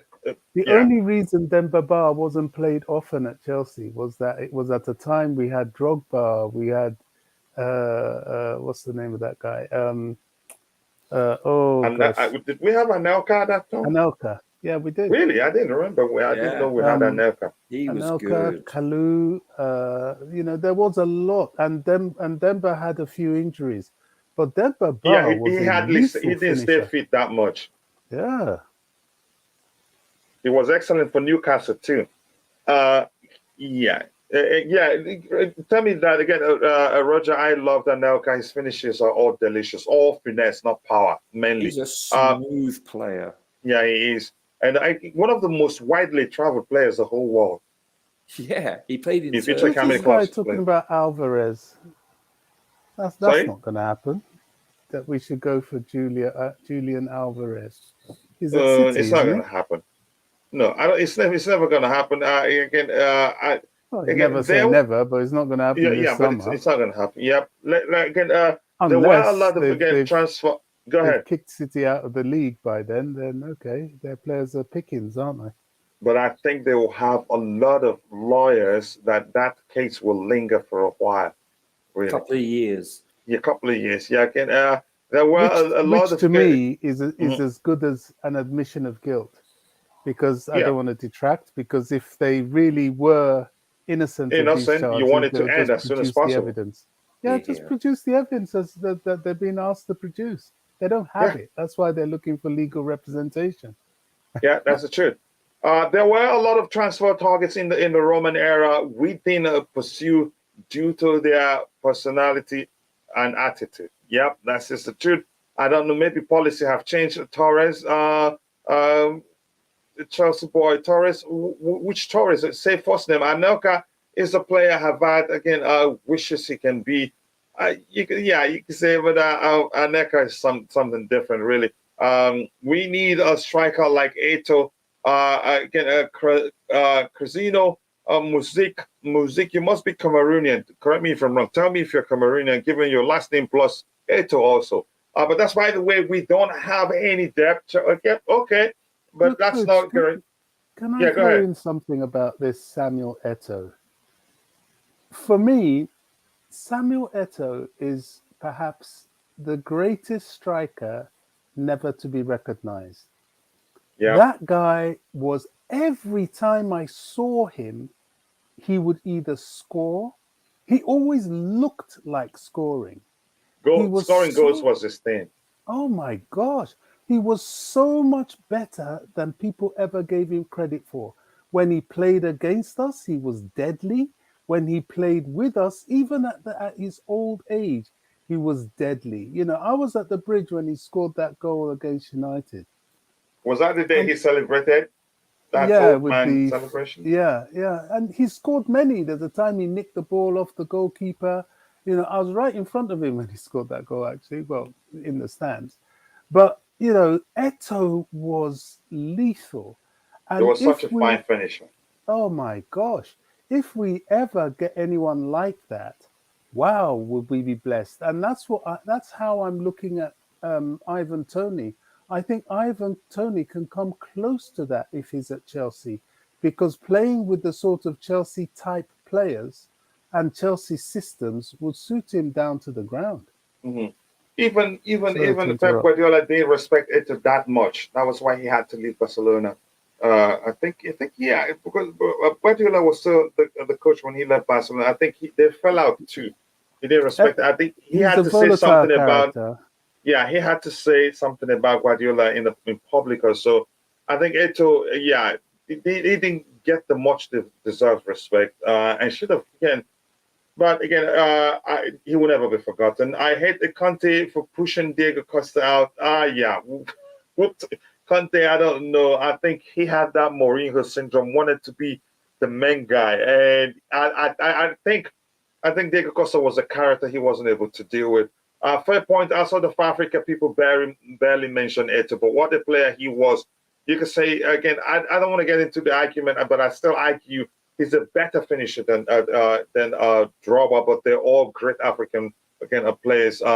Exports maybe if you want to phrase it that way. He was used to swap for Zlatan Ibrahimovic. Oh yeah, and he went to Inter Milan and helped them win the Champions League, win the quadruple. Right, that was what they did under Mourinho. Um, Again, I agree. Eto'o was a monster in front of defense. Again, he's more like again. What is again? Monster is about power and its cariness, but Eto'o was a smooth operator. It's Smooth. not He about wasn't very power. big. He Yeah, he was, wasn't very big. It's yeah. about his technical ability. His finishing is about finesse, not about power. And his footballing intelligence again, excellent. Here's the thing: this one made me very happy. This one right here. Chelsea are speaking to Lewis Hall representatives. New contract has been discussed. Yes. Yes. It's not completed yet, but it's one of the new deal in talks alongside Kante and especially Thiago Silva. Yes. Main priority. Honestly, if we don't keep this kid, I'm gonna riot. Everybody will Wow. riot, coach. Oh, We'll tear oh, something oh, up. oh. No, Listen, we have to. Yeah. coach. I really wanted to say something about the left back situation. The beauty Mhm. about Lewis Hall is that he can also play in midfield. And you see, I don't look at players for what they are. I look at players for what they can be. And that's why I'm always happy to talk about converting.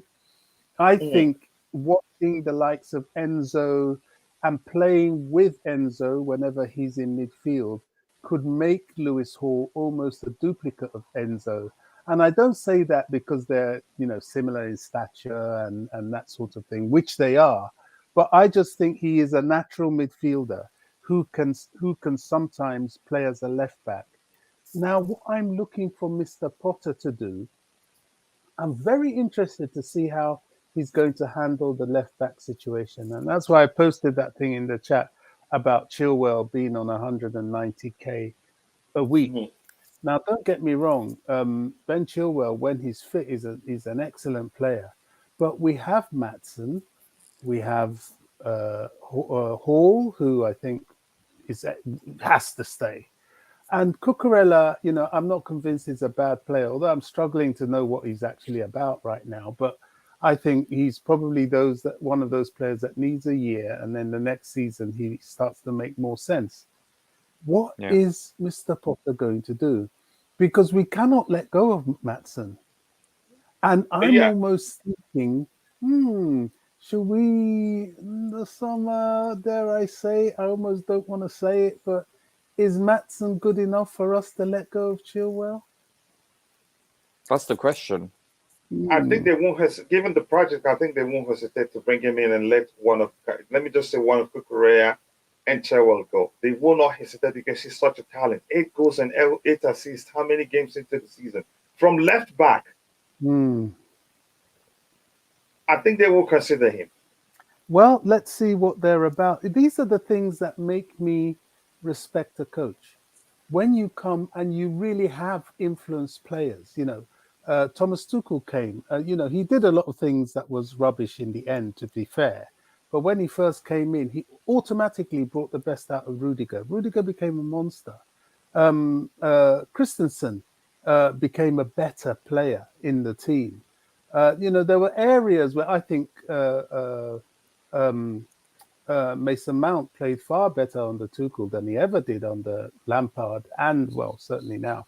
So, you need to show us what have you done for the team. And that's what I know it's not fair yet because Potter hasn't really had his chance, injuries and new players and so on and so forth.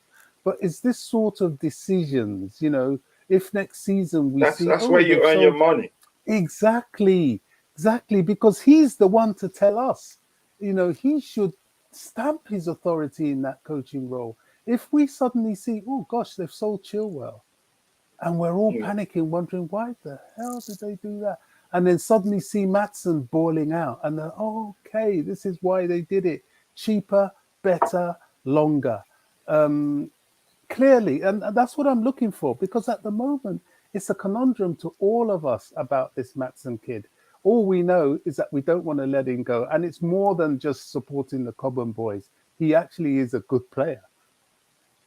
Very good player. Yeah, again, whatever happens, they need to get him on a new contract as soon as possible because his current contract expires in 2024. I think we checked that. I think Rodrigo was the one that checked it. But his loan spell ends in April, May or so. Again, with what club was that again? So he comes back. They should have time to access him during preseason and decide what to do with him.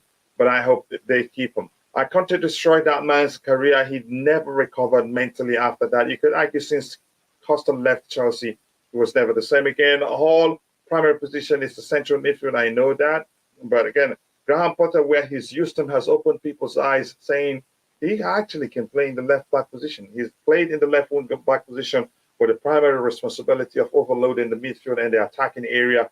Big up to you too, Keshawn, the New York guy. I hope you're doing well. Lateness is greatness. We're about to round up. We don't have too much time here. Again, Potter had December to work with a chunk of the squad. Had 2 weeks of no game last month. Again, there's still no style of play again in our game. No player has improved under his leadership.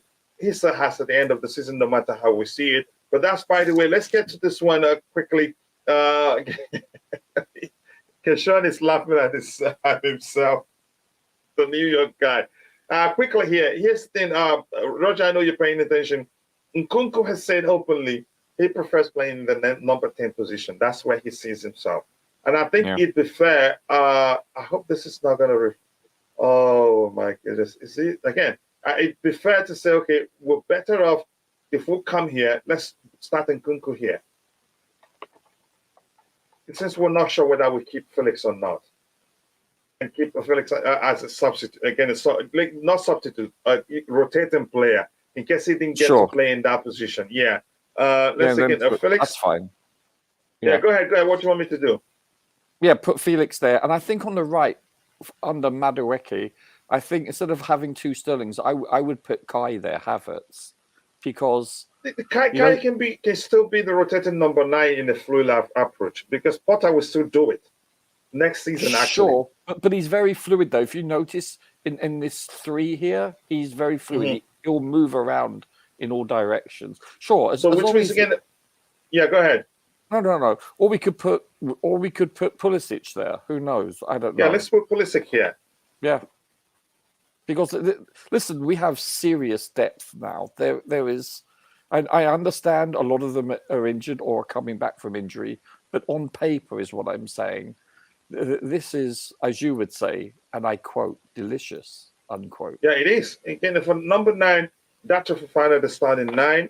It makes sense, and it makes sense that Aubameyang is leaving and he's not going anywhere. What are you typing starting there for, sir? Fofana. I want whatever you're on, Coach. That's true. Coach, I sent you a DM that might interest you. All right, I'll take it in a bit. Oh my goodness, Who is this new guy we picked up? I think I've done that before.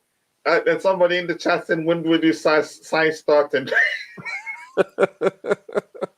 Is he French? Oh my goodness, yeah, he's French. Again, I think you can put Kai here too. Sure. At the moment. Sure. At the moment. But I think he's fluid enough to play in any 4 of those positions. Yeah. Yeah, you can say again. I think I checked this 7 minutes ago, and Bobby says he sent me something else. Let's see if we can look at it. I think I still have about 2 minutes or so. Here we have again the New York guy. Again, I added you to the panelist group. In case whenever you have time, you can always join us, bro. But much love. Thank you so much for finding the time to join, Kishan. I respect how Lewis Hall again stepped up to put Kuku on the bench is promising, but he's not going to take Kuku's position. If he starts on that left-hand side, he will always be as a wing back where he does his thing. He still can operate like he's a midfielder, if that makes sense to you.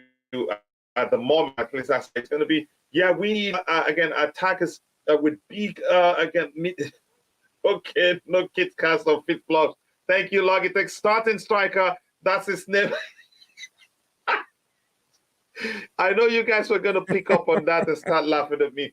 But yeah, Bobby, your thoughts on the lineup overall? We have about 3 minutes to round up. Yeah, I don't know how many times we've done this. That looks about right to me. I don't think we're having 5 subs next season, which is a bit alarming. No, I think are they changing that again? It was just for the World Cup, wasn't it? You know, the Premier League. Have they announced that? Or is that? I read it somewhere. I can't remember where. But, you know, if it's going to be the case, we're going to hear about it soon. Okay, sure. Let's see what happens. Yeah, so next we'll start with the 4-3-3. I think 4-3-3 is going to be even more difficult to accommodate the talents we have. Yeah, very much. We have, Leipzig, Nkunku mostly plays as a 10, but again, and right wing, But a lot of people do see him, you know, sometimes he does play on the left too, but this is a good comment here by Tommy Bryan. A lot of people think he's a winger. I think he's a 10. And since we're not sure whether we're keeping Felix or not, let's start him as a 10. I think he'd do well there. And I know some people say play him as a forward, but you'd waste his talent. He's explosive. He's got some fine dribble skills. Can also doesn't shy away from taking into a position player. So why go play him there? Even in a fluid approach, you still say, again, if it ends up not being anything but fluid, then he falters. We need to have again a serious look at that Nkunku Fofana combination. I think it will be delicious. And here's the thing: Fofana too is a good dribbler. He creates chances. For Molde FC, he created 22 chances. Why he's a number 9 and completed 52 takens, and that's just in I think it was 12 games. That shows you the sort. If you see how he dribbled the Fulham goalkeeper, that will show you he's not your ordinary striker. Well, you know what though? Listen, I really rate him, but that keeper was he was so out of position. It wasn't so much he dribbled; that keeper just came out of nowhere And Roger being nice. I know you want to go to heaven. unnecessarily. No, listen, I've seen that play so many times. That was horrible keeping. Horrible. Yeah. were lucky, yeah. Again, okay, we'll also have work to do because we have to find out where the Santos really fit. Because there's a chance we don't keep Zakaria. I think if Santos gets work permit, then he should be the rotational player here.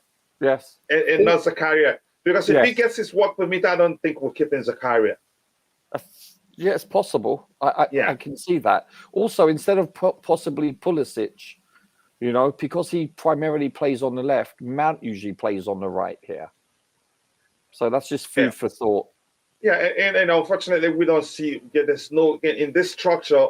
Mount doesn't fit anywhere here, really. Well, eight. He does. More importantly, no, but he's played in that position. He's played it as a 10, but would you play him as a 10 over Nkunku or Felix? No.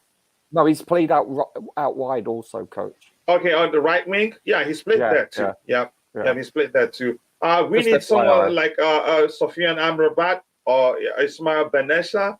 Again, there are a few of them that are still available. Even the American that plays for Leeds United, I think he'll do a good enough job. But I think Potter isn't the man to play with against stereotypical DMs, if that makes sense. You have to be more than just sit back, defend, and all that. Again, I don't know how else to argue that. Again, I think already Liverpool interested, but I think he is close to Barcelona. You're talking about Amrabat. I didn't know. All right. Again, that's why we get a Logan. I actually forgot about Mount. Then you mentioned his name, and instantly I get so annoyed. You shouldn't be. This structure didn't just accommodate him. It was a structure given, again, if you play with like 2-8s, most definitely I think Potter will start him. As long as he's still at the club. And again, if that makes any sort of sense, I think thank you guys. I want to thank you guys for finding the time to join the show. I'll see you guys tomorrow. Probably we'll do the predicted lineup for the game against West Ham United. Roger, thank you so much. And Bobby, I cannot thank you enough. Chelsea Boy, thank you. Logitech, thank you. And GenKing254, thank you so much. Mr. Polito Wade, Tyler Adam is good. Combative. Yeah, that's Tyler Adams. Again, here's the guy I'm talking about. Tyler Adams. I really, again, if we can consider him, I'd take him. But who knows if we're looking at him or not. But he's not going to come cheap because they wanted, when they're trying to extend his stay there. Mr. Polito, thank you so much, brother. Much love to you. I appreciate you finding time to join. Lateness is greatness. I'll probably see you next time. Kishon, again, and everyone else that was in the chat. Liam Lane, the captain of the house, and Tommy Brian, much love to you. Lucas Levi, much love. Chelsea Diehard, much love to you. Eugene Nutty, much love. I know you got peace and probably left the show. Blue CFC, Blue Star, much love to you. Where is Liam Lane? Again, but if I don't highlight his comment here, understand. He's mature enough, again, and a good, again, that's how a brother of mine, so I can take him being mad that I didn't mention his name. With that, we've come to the end of the show. And sorry if I did not mention your name. I'm a human being. After all, see you guys next time. God bless us all and bye. Cheers.